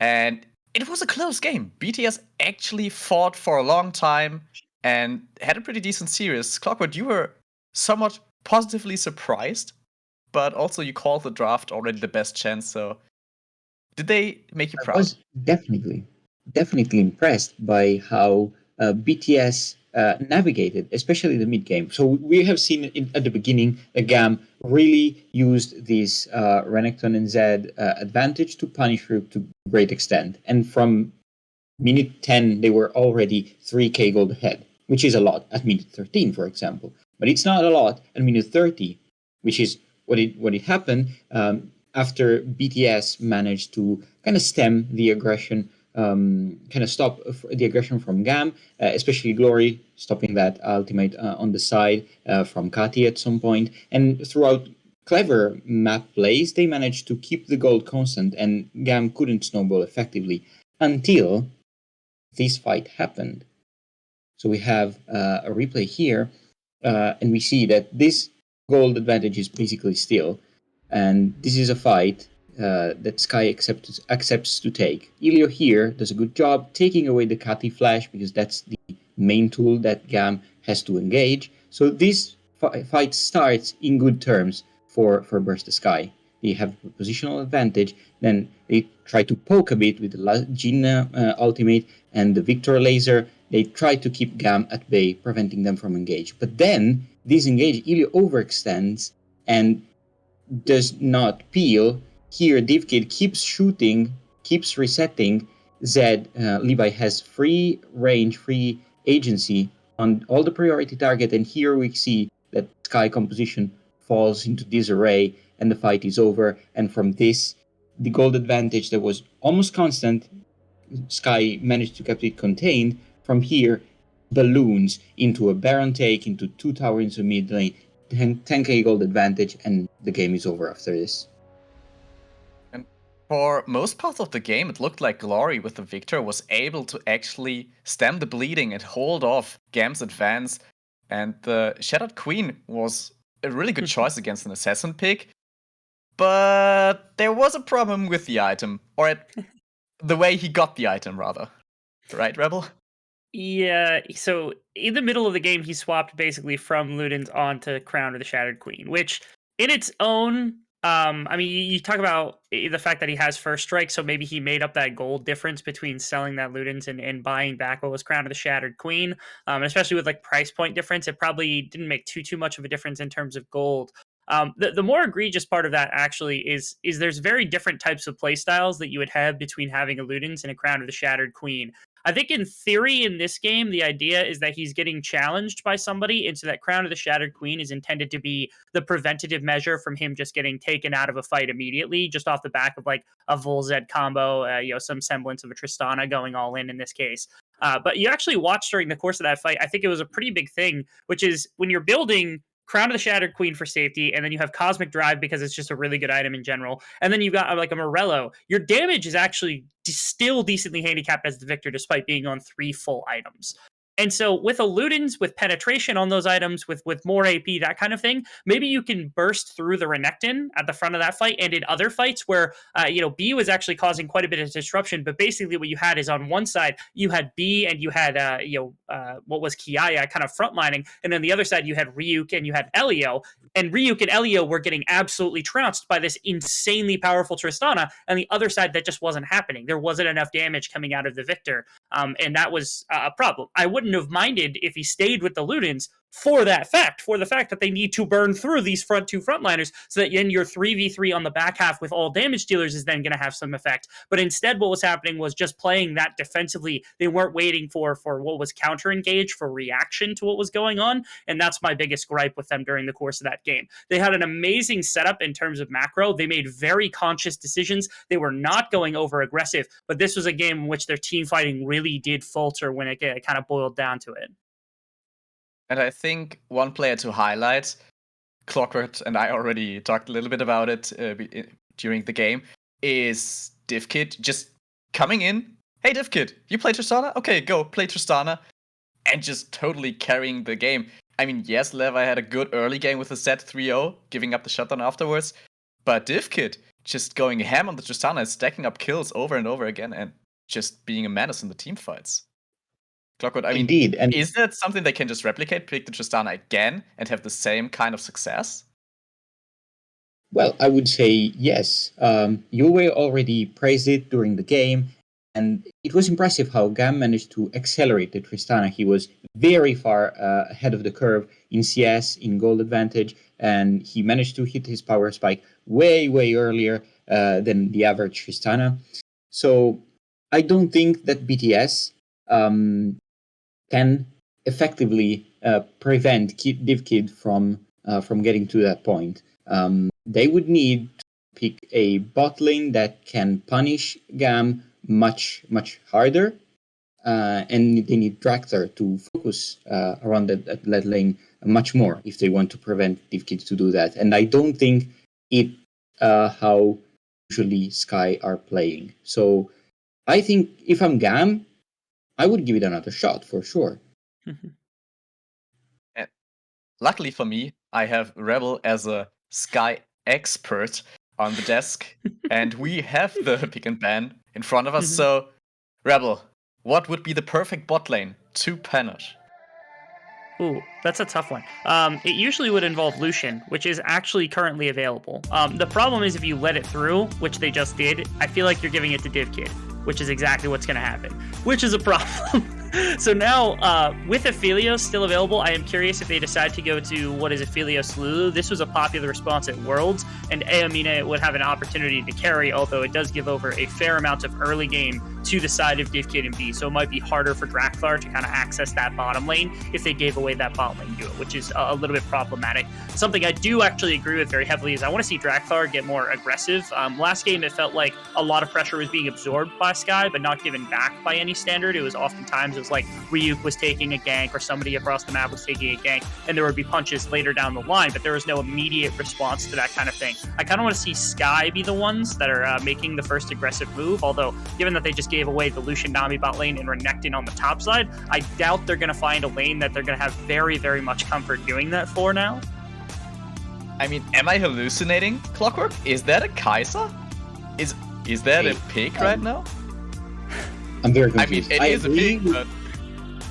Yeah, I agree with a lot what Rebel said. Take something a bit safer, like the Aphelios. Lulu always, Ilio can play enchanters very well, so that would be an ideal pick for their bot lane, even if you are not going for the punish, as I was suggesting. But the 𝘁𝗀 is going to have a terrible time in the bot lane. She's always going to be pushed away from farming, from CSing, so it's going to be really terrible. And now there's also going to be a lot of options for GAM if they want to pick some jungler that can assist the bot lane. I don't think GAM will. They always focus more on the top side. But if they want, they should have a lot of agency around that bot lane and prime 𝘀𝗃𝗃 to be again their main carry. Of course, Skye is keeping supposedly their counter pick for the support. I don't think it's a very valuable decision, so I hope they don't last pick any support.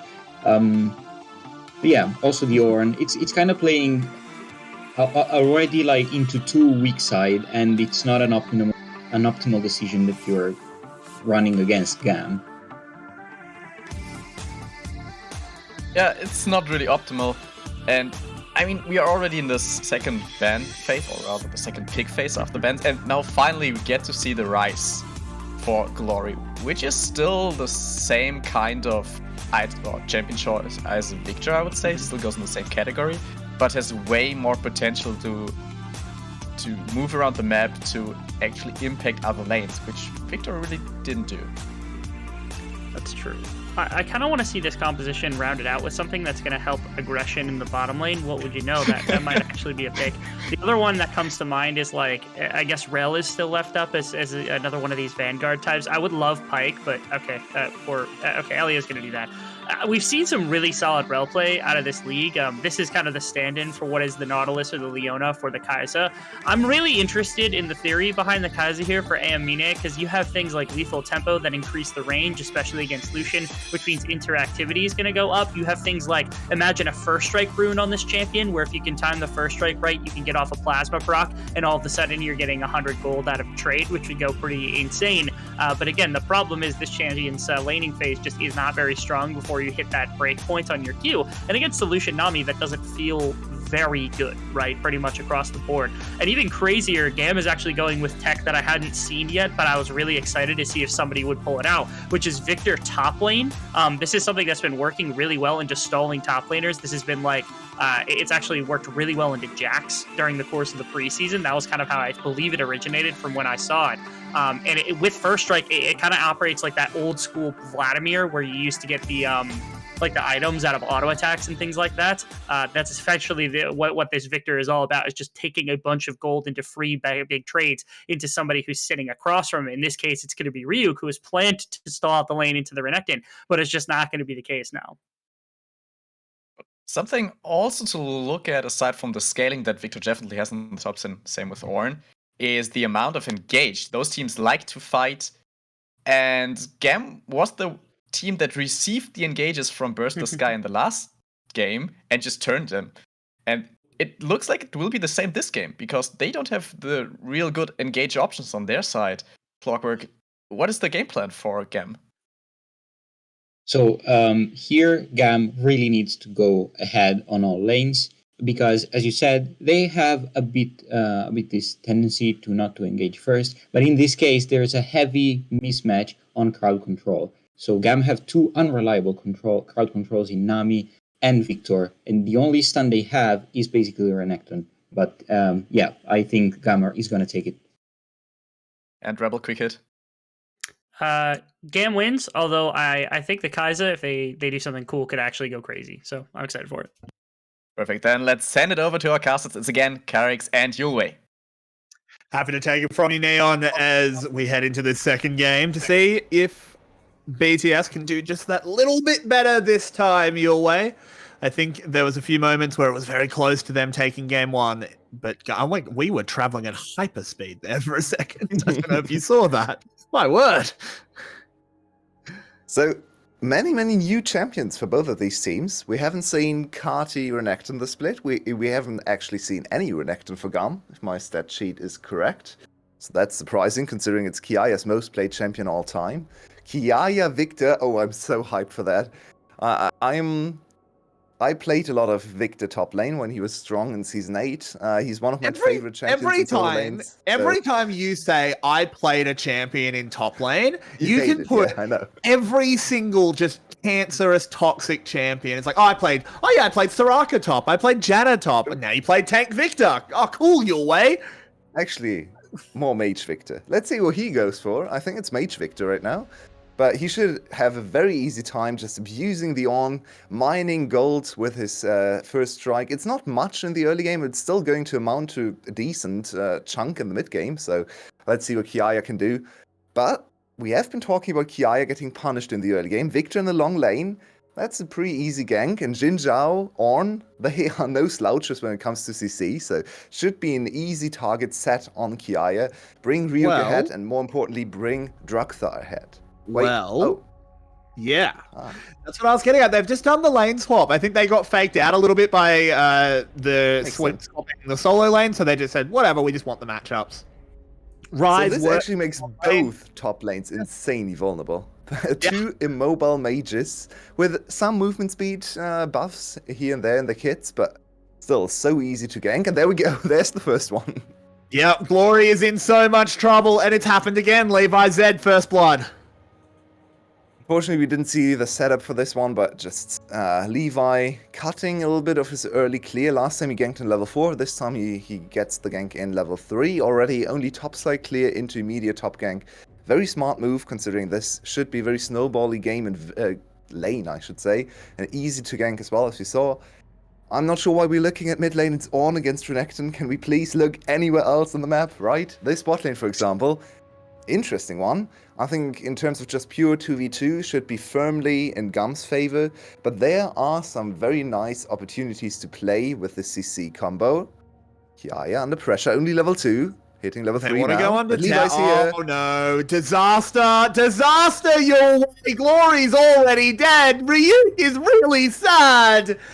And I don't think we're going to get a repeat of game 1 where BTS plays it close but goes down in a valiant effort. But Druktha makes me want to eat my words. As he gets another E, we'll move in. Levi low, has 2 to deal with. 𝘁𝗀 can get a bit of a shield as well. The gravity field goes down. Can he find the knockup? This would be absolutely huge out of Druktha if he can pull something off. But no. Druktha lost his mind in that play. He attacked a minion, then he just walked back. Wow, that was strange. I'm not sure why Ryuk flashes here. I think, yeah, Druktha may be calling, I can help you, I can help you. Then he doesn't actually help him. Goes on the other targets. What was that? Target champions only. Please, Druktha, come on. We need to learn this skill. But then, yeah, I mean, he has nowhere to go here, so nothing really to accomplish anymore. 𝘁𝗀, I don't think 𝘁𝗀 got a single kill from all these shenanigans. Oh, never mind. He got 2. He got 2. Wait. Yeah, never mind me. 2? So that's not only 2 kills, yeah, that's 2 assists as well. That's 100 stacks of the Hex Core, which means that's a free evolution already. Yeah, I mean, he's got his E evolution at 5 minutes. Like, the lane is over. Yeah, it's gonna be rough for Glory. He has his wave clear spell that he is normally gated behind 100 farm, at 5 minutes your way. 𝘀𝗶𝗆 is struggling in CS. He's constantly under tower, and seems like 𝘀𝗀ie is controlling the wave, which is to be expected. He should be the player with more experience on the rise versus Victor matchup. But it doesn't really matter, because 𝘀𝗆e already got all he wanted from the early game. So he can chill, he can take a little bit of a backseat when it comes to CSing, and just wait for the game to go on, so, collect some CS here and there, as 𝘀𝗀ie is looking for another one. This on? Oh, this could be risky. If 𝘀𝗀ie overextends, with 𝘀𝗀ie coming in? Not quite. Yeah, this is a bit of a trouble here, but Ryuk, he's already pretty tanky on the Ornn, no real problem. As even a 2-0 Zed doesn't want to go under tower against an Ornn at level 5. So we'll just... Cool little side bit.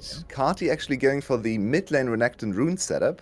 Usually Renekton almost always a Conqueror user. He's going PTA here for these short trades, but Drakthar... Oh no. Drakthtar's in short so trades. much trouble. Has a dash over to 𝘁𝗏e though, but he burns down to, I'd assume, a red buff. It's an unfortunate situation. Ryuk will throw out that ultimate, but it just doesn't matter. There was a Zed shadow from the ultimate left behind. And it's just going far too well. It's one of those games. Look, 𝘀𝗀ie, we should have known. They had to play well over the Union allocated time for game 1, so they've got to make it up. The job site's got to come out even.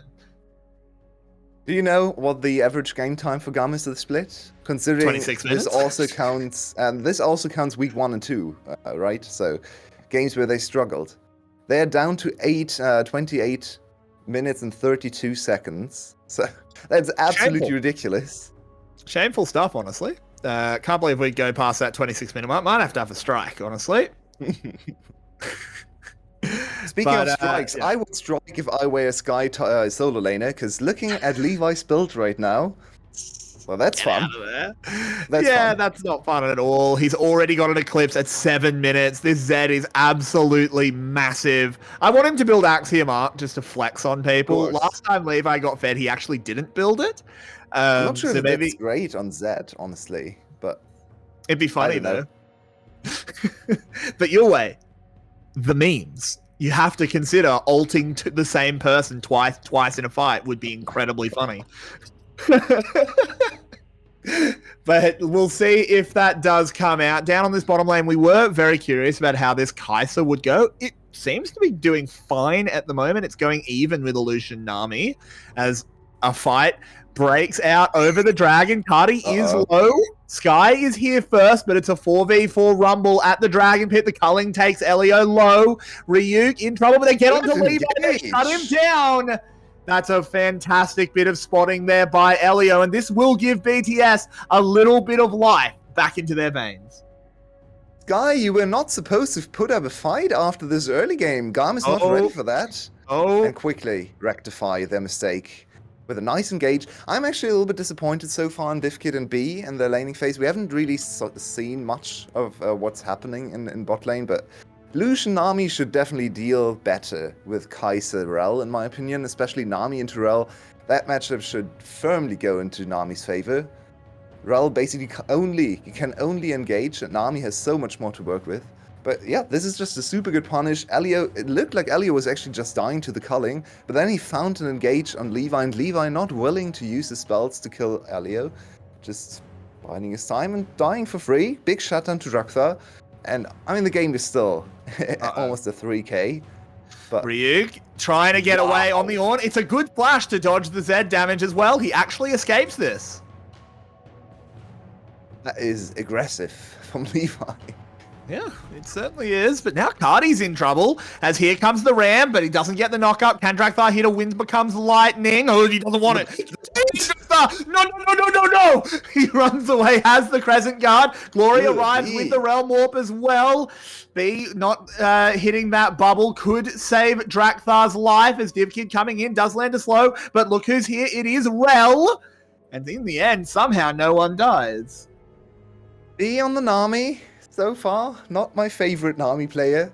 𝘁𝗀ie on the other side, definitely better 𝘁𝗏e showing in the split so far. B can play a lot of champions, but all of them are melee, so let's see if he can learn some of the ranged matchups in this game. This is super aggressive, but Ellie with great positioning should be 2 That easy gives the kills. plasma as well, so 𝘀𝗀𝗋 can jump in, no problem. Under the tower is 𝘀𝗀𝗋. He's not actually tanking it yet because he hasn't hit B. He finally will, finds the knock up as well, and as you said, 2 easy peasy kills for 𝘀𝗀𝗋. Back to the fish. But look at the top lane, it's cross maps, sad, cross though. maps, cross maps, cross maps. Yeah, I talked about this can last talk. game. GAM will always punish you on the other side of the map. It's just a matter of can you actually make the play worth it while for you, even when you lose something on the other side, because GAM is never going to let you get away with a play for free. 2 towers is probably actually not worth for 2 kills, depending on how much platings they got on the bot tower afterwards. But this will set up a split in map positioning when it comes to the champions on the 2 teams, because GAM's top side, insanely strong. Jungle, top lane, too powerful to deal with. Their bot lane, actually a little bit behind now. 2 kills on 𝘀𝗀𝗋. They have engage range all the time. Glory's in a lot of trouble, needs to find a way away. Can he dodge the wave? He can. He uses the flash just to make it safe. He does get away. So everything 𝘀𝗰 wants to do now is just isolate the bot lane and punish the bot lane over and over again, because you do not want to fight 𝘀𝗰𝗋 and 𝘁𝑚. Just run away. Whenever 𝘀𝗰𝗋 and 𝘁𝑚 are on your screen, hightail it, go to the other side of the map and try to attack Lucian army. They're squishy, they're slippery, but still, you have 𝘀𝗀𝗀, so you should be able to get on top of them. So let's see how many kills they can get off this bot lane advantage. Especially with this position right now, GAM's still pushing the bot lane. And look at 𝘀𝗀𝗀, he's already here, but 𝘁𝑚 is too. Could be a 3v3 under tower. It certainly could. And it would take a bit of heroics out of 𝘀𝗀𝗀 once again on this rel to try and hold them back. At the moment, it does look like the disengage is just going to be handshaken on. Ryuk arrives, giving BTS the numbers advantage for now. And the play dissolves. And this bot lane is such a bait. It looks so explosive, looks so much fun to look at, but in the end they're just pushing waves back and forth, handshaking or just CSing. Unfortunate, a little bit disappointing so far in terms of bot lane action, but on the other side, GAM can be so happy. And now 𝘁𝗏 swapping back into his preferred matchup. He went PTA to deal with the Ryze. You don't go PTA into On, that makes no sense whatsoever. You have time to stack up the Conqueror. So this is what 𝘁𝗏 wanted to play into the Ryze. He had to sacrifice a little bit of his laning phase to deal with Ryuk, and 𝘀𝗰𝗋 now back into the mid lane. This is also better for the champions, because Victor in the short lane can run away more freely, more easily, be safe. And look at his positioning, he's so aggressive. He's tanking the wave, nothing Ryuk can do to threaten him. So now 𝘀𝗰𝗋 in a more central state of the map means he can actually give his... never mind. 𝘀𝗰𝗋 knocked up, double bounce, but they've got no damage behind it. He gets knocked up twice, loses just his shield, deals a hell of a lot back onto Ryuk, probably a fair bit. So that is just all positives there for GAM, and nothing seems to be working down here for BTS, but I might have spoken a little bit too soon. Culling comes out, the Gale Force away, saves the 𝘁𝗏. Do they want to turn it around as more and more teleports are being committed? The Realm Warp is there as well. 𝘁𝗏 comes in, he slices one down. 𝘀𝗀𝗋 should be following to the grave. Locked up under tower is the Zed, but it just doesn't matter when he cuts off your head. 𝘀𝗏𝗀, do you want to do something stupid, or are you going to do what's smart? Yes. He's going to do what's dumb. And there it is. He goes down. Ryuk, do you want to join the party? No, he's going to think better of it. And you can clearly see who's running the show at GAM. Every single dive, 𝘁𝗀𝗋 just yells at someone else, take the aggro, and they do it for him. 𝘁𝗀𝗋 just gets to do whatever he wants. He actually misplaced the start of the fight, I believe, a little bit. But someone is taking the aggro all the time for him, so he's just Zed in the back line with no threat of ever getting focused. 𝘀𝗏𝗀, why? Just why? Frustration. It was even worse than It's pure frustration. But it was even worse than just running in there. He missed the wind become lightning and then flashed over the wall anyway to go in there. Ay. Ugh. Yeah. Well, they didn't get Ryuk in that fight. Exactly. They wanted to complete the set. You can't leave it with one uncollected, as 𝘁𝗀𝗋 will add another little page to his scrapbook, not a Majai's this time, just a real scrapbook, filled with the heads of his enemies, as he is now 6-1. But 𝘀𝗀𝗋, 𝘀𝗲's got a 15 farm lead. It's all okay. Oh yeah, I'm sure his carries are going to have the same opinion facing this Zed with 2 items and 𝘁𝗶𝗶𝗀𝗀 Grudge now. Yeah, that sounds enjoyable. 𝘀𝗀𝗋 might finally die in this game, but 𝘁𝗀𝗋's here. I don't even have full faith that these guys get out of here. They do blow the Victor up fast enough. 𝘁𝗀𝗋 does not come in, but with B there, he pops the blast cone. No quarter, no retreat. Burst to the sky. You need to find an escape route ASAP. And it might just be out through blood as 𝘀𝗀𝗋 showing that he does have an engaged champion. He's good on. 𝘁𝗀𝗋 picks up 2. And burst the sky. They do find a way out. B trying to cosplay the 𝘀𝗋. He has played so many games of 𝘀𝗋. He just can't get used to being squishy on Nami. The most menacing Nami player I've ever seen, but in the end it backfires on them. And finally, the punish on the squishy bot lane from the side of BTS, or 𝘀𝗀𝗋, as we should call them now.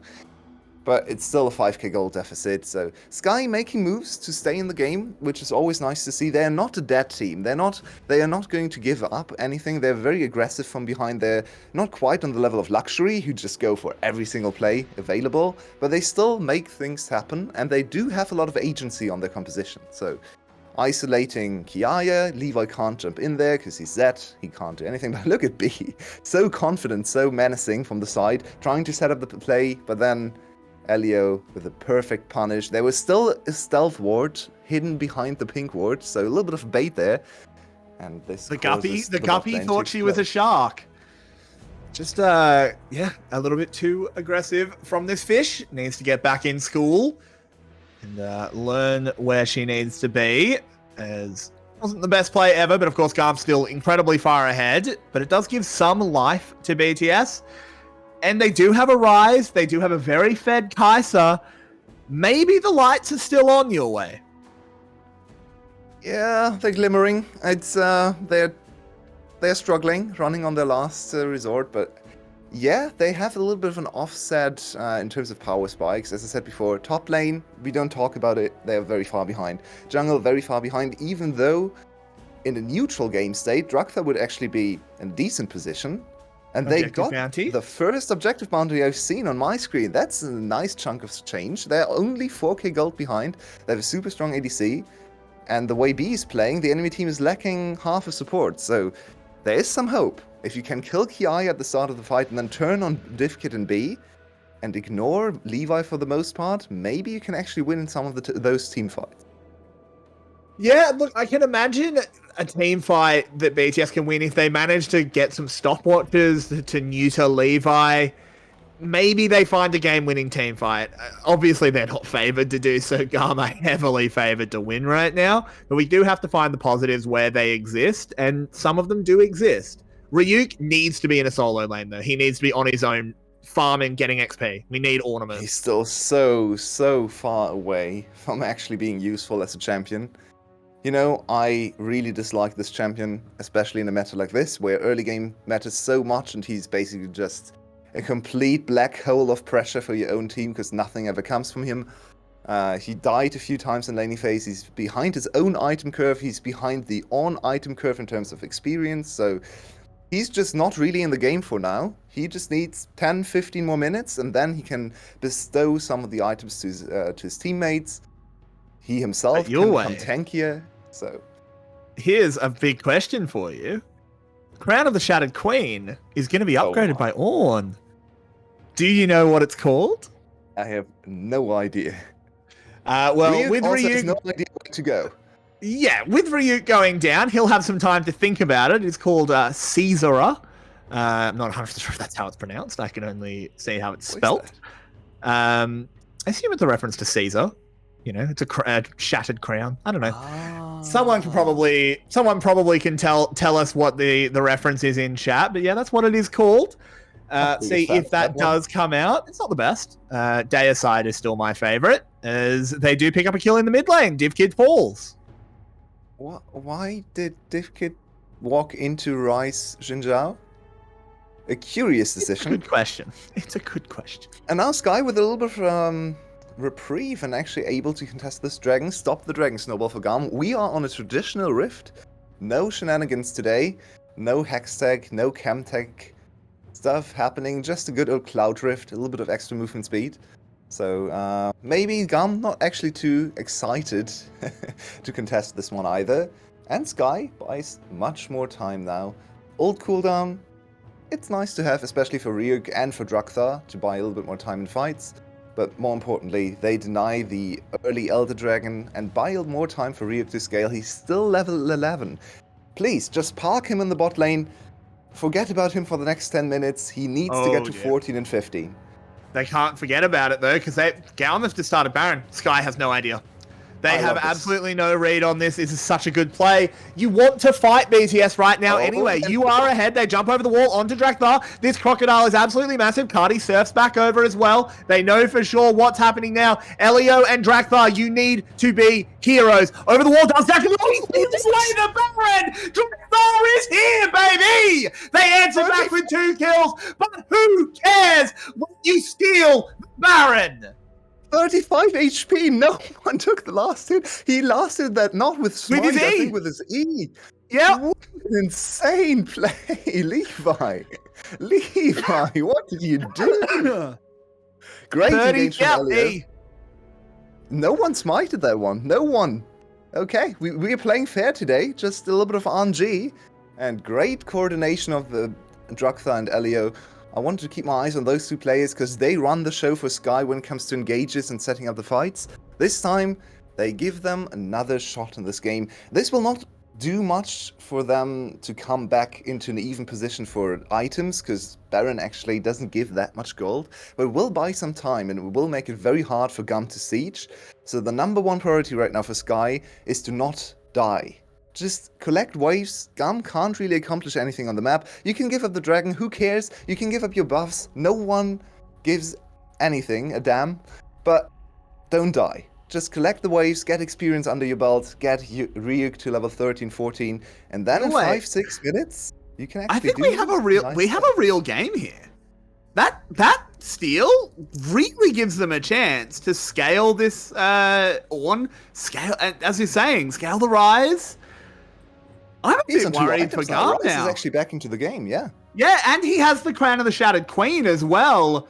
So that stops Zed necessarily just one-shotting him. Can still put a lot of pressure with 𝘁𝗀 being so fed.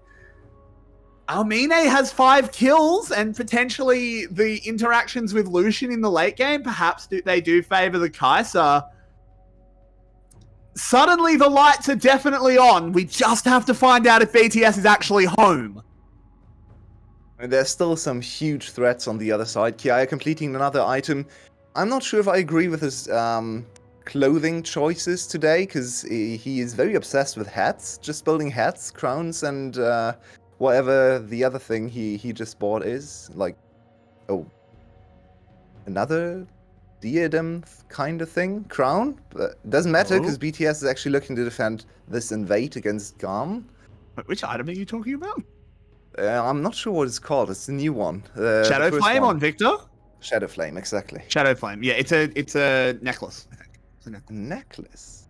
I think. I'd have to get a better look at the art, but regardless, we can talk about that later because GAM are pushing in against Baron minions, though. They can't really do anything here. Exactly. This does force 𝘁𝗀 to not be getting experience in the side lane, though, so I guess it works out. It's just time lost for GAM, though, to accelerate the game. Usually they're very fast on the trigger. Usually they finish their games once they have a lead in 5-6 minutes. A little bit reminiscent of the old G2 of 2019. They are insanely efficient in their snowballing in the mid game. But in this game, that Baron steal really threw his banner in the works for their usual way of closing out the game, and they don't really know what to do. They can't teamfight straight up under turrets, even though 𝘁𝗀 has 4 items, or 3 items I should say, and GA is in there as well, so he's tankier than expected. He doesn't really have the damage to one-shot anyone on the other team anymore. So, yeah, I'm just waiting for the objectives to spawn, and I think they need the next Baron to open up the rift, because why would 𝘀𝗀 ever poke their heads out of their base anymore? It's gonna starve 𝘀𝗀 of resources, it's gonna mean 𝘁𝗀 can't get to the higher levels he wants to get to, But as long as you don't die, everything's fine. Speaking of not dying, though... Yeah, they are moving on in. The Nami wave is huge as Rise has been zoned out of this fight completely. This might have been BTS poking their head out once again your way. A mistake they made in Game 1. I really hope it doesn't repeat itself here as 𝘁𝗏 moving forward. 𝘁𝗀 does manage to kite back, but now they're out of position to defend the inhibitor. The inhibitor should not fall, but the turret falling is already bad enough. This means they don't need Baron to Avid Siege. Oh, but they're just going to try and fight. As they've got a Realm Warp coming on in. It just had the Magnet Storm in it. It's perfect. They kill off 𝘁𝗏 first. 𝘁𝗀 goes low, but who cares? He's done his job. 𝘁𝗏 has to move on back, but here comes the Rise. Drathdar on the front side landing. Every wind becomes lightning. Somehow only 𝘁𝗏 dies, but 𝘁𝗏's health bars are anemic. BTS push this advantage. And imagine if they had real ADC. Unfortunately, 𝘁𝗏 deals no damage whatsoever. He's 5-2, but there was nothing coming from this ADC. If this was a Jinx and 5-2 and 260 CS, the game is over. It's a 5-0 ace. But look at this is so smart. Look at the Magnet Storm. Three-man Magnet Storm. It's amazing. And it's so risky to do this with Rise, because the enemy team knows where you're coming from, so they can react in time, but it's only one support, so if they over-focus on 𝘁𝗀, suddenly you have all the tools available to follow up on the play. Unfortunately. I think 𝘁𝗀 had to be a little bit braver. That fight, don't get me wrong, it's good for BTS. They pick up that one kill, they're getting closer, but I think 𝘁𝗀 just had to be that little bit braver. He's the damage. We need to see this Rise pump damage, and if you're in a corridor like that, I need to see more overloads. I need to see 𝘁𝗏 go for aggressive builds. Don't go GA here. I'm going to scream at you if you go GA. You are the main carry. You are ahead in this game. You can't afford to go GA. It's just not possible. Your team needs you, and you need the IE to deal with the tankier targets on the other side to just get the damage in. Oh, there's a catch though, and oh no, Levi's found two. The Baron's up. And 𝘁𝗏, you kick them once and they kick back harder. That's free Baron for 𝘁𝗏. That's horrible for Skye. They lose the one objective they can't lose. Dragon doesn't matter in this game, but Baron is so much more important. Yeah, and finally, 𝘁𝗏 back on At least they trade it for positioning on the map. The waves are going to be pushed in. 𝘁𝗏's going to need a minute or so. But, I mean, Levi found them in the jungle. And if this Zed finds him in the jungle, you die. And everything lined up perfectly for them. The Nami with the optimal position for her to just throw the wave in there. It gets movement speed on everyone. It knocks up the enemy team. And nothing they can do to get on top of you, so they can't really fight back. So I'm very confused why the upgraded item for the Rise is not the Shattered Crane. It's a visual bug. It happens. Has to be a visual bug, right? It is. Yeah. It is the upgraded Shattered Crane. It's just a visual bug. It's confused with the new items. Anyway, I want to ask you, while we have a little bit of time, because I know we're not going to have much before there is more fighting, if Skye lose this game, I still think this is a good day for them. You get 2-0'd by 𝘁𝗏, but you play them really close. Are they the fourth best team in the VCS? Well, I think 𝘁𝗶𝗵 is probably still there, but Skye, they're putting their hands up. They want to be in the big boys club, right? They're contesting for players which no one really thought they would. But 3-6 is hard to come back from, and it is. They need to win a lot of series in the next 2 weeks. But yeah, their play on the map, the eye tests, they're passing it for the most part. Some silly mistakes, some oversteps. Think back to the game where they just lost to the Chemtech Soul for no reason. And now it's 2 inhibitors down. This game is going to be over in just a few minutes. 𝘁𝗏 is relentless. They will never back off. They are going to group in top lane, use their Baron to break the 3rd inhibitor, and then the game is over. So one more fight opportunity for Skye. Ryuk is level 14, only one upgraded item. That's probably not enough. 𝘁𝗏 doesn't have IE.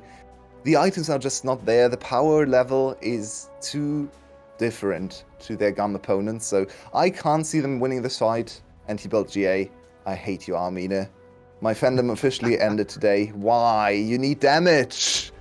Yeah, as they're moving in, Elio does well. They follow it up with an 𝗀𝗏, but he doesn't get to redirect it. I'm not sure what happened here, so the first kill will just come in for 𝘀𝗀, and it's all falling apart. The 𝘀cie have been burst. 𝘀𝗀ie manages to get 2 back, but their consolation prize is your way, and the great tragedy is finally ending. 𝘀𝗀, they put BTS back in the ground. They continue this ridiculous run of 7 series in a row.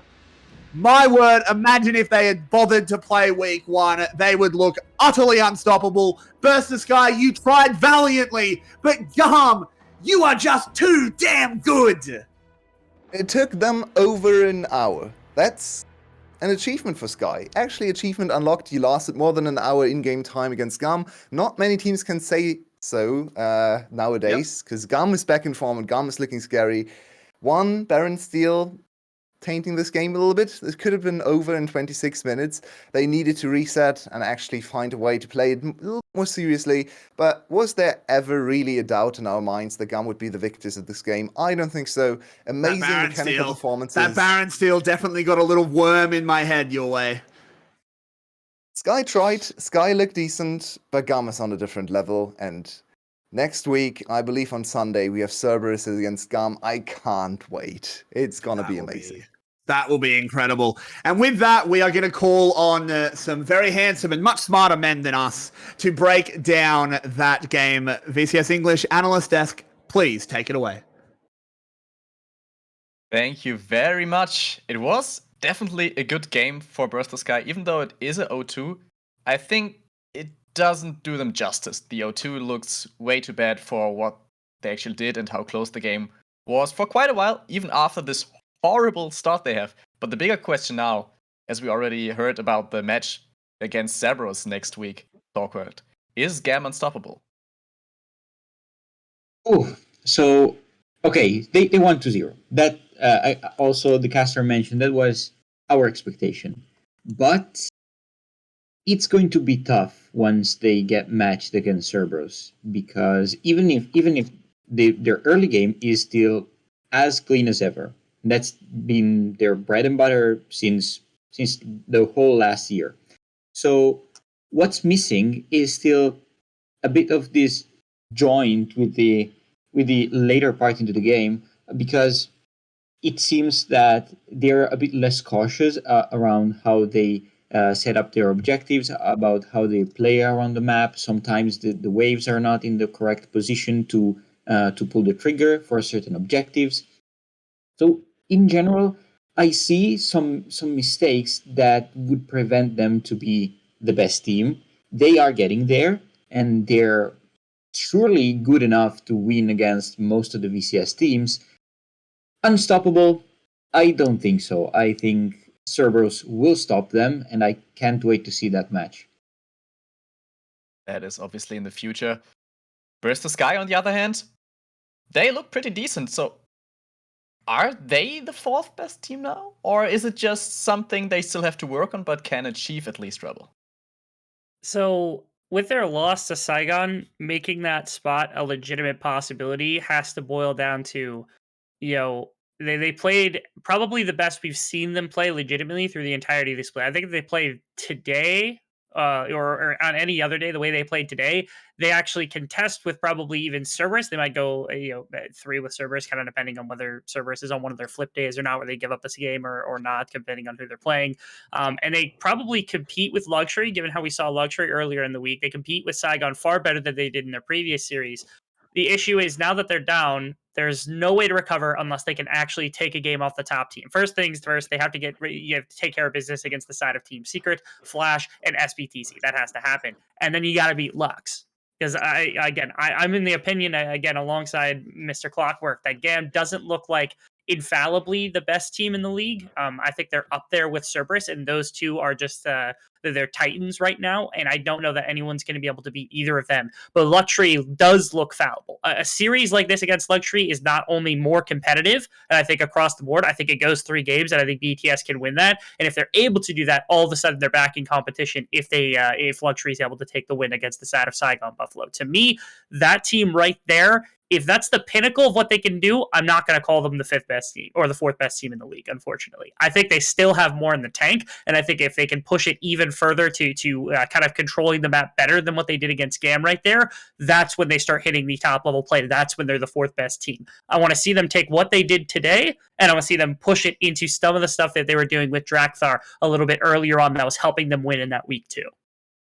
And just to save some face for 𝘀𝗀𝗋, if they also maybe buy more damage on the 𝘁𝗀 if they really need it, instead of the J, then we get a happy caster face out of 𝘀𝗀𝗋. I mean, yeah, I think you perfectly said it. They can be there, but they have to really show everything they can, and the stars have to align for them to take a game or to win against 𝘀�WWE and get close to the 4th place or 3rd place even. But it's possible. And talking about possible, our next match, I don't know if it's really possible for Team Flash to win against 𝘀�WWE.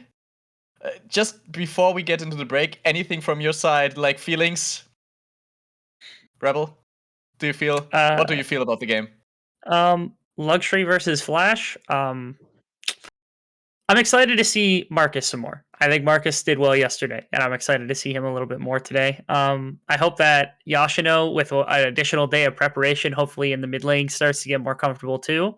And 𝘀�WWE desperately needs a bounce back because they had a very rough series earlier on in the week against GAM. They got clowned against GAM earlier this week, unfortunately. So this is hopefully something that can help boost their confidence back. Indeed. So- I'm also like 𝘀𝗀𝗃, like Rebel got his 𝘀𝗀𝗃 moment. He gets his stand player for the morning, and now it's my time to get some Killer Queen showings. My blades are very sharpened, so I can't wait to see some queen beings killed in the next series. You just heard it. Stay tuned and don't miss the all about the hype train, all about Killer Queen from Clockwork. So see you in a bit when you have the next game coming up, Team Flash against 𝘀�WWE.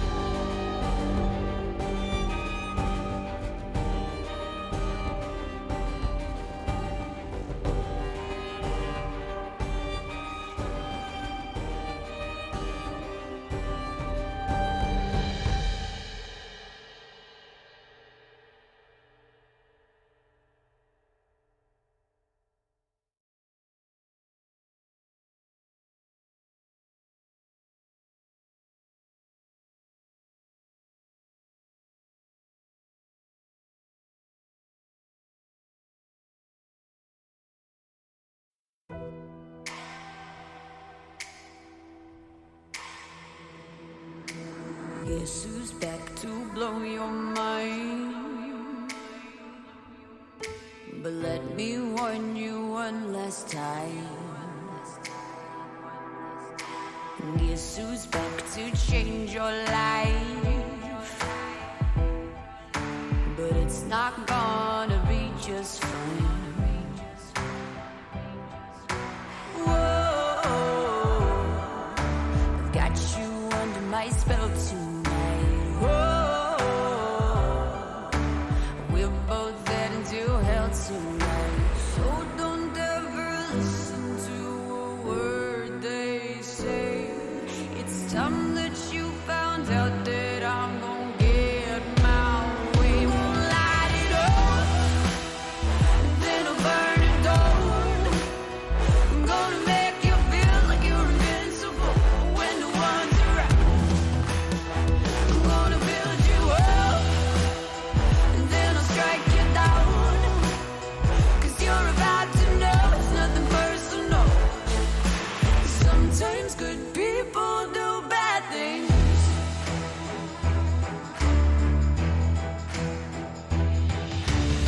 I have always tried to be nice. I've sat right back, I've tried to be quiet. But I can only take so much, and then I just explode. To feel it building inside me, I just need to let go. So don't ever listen to a word they say. It's time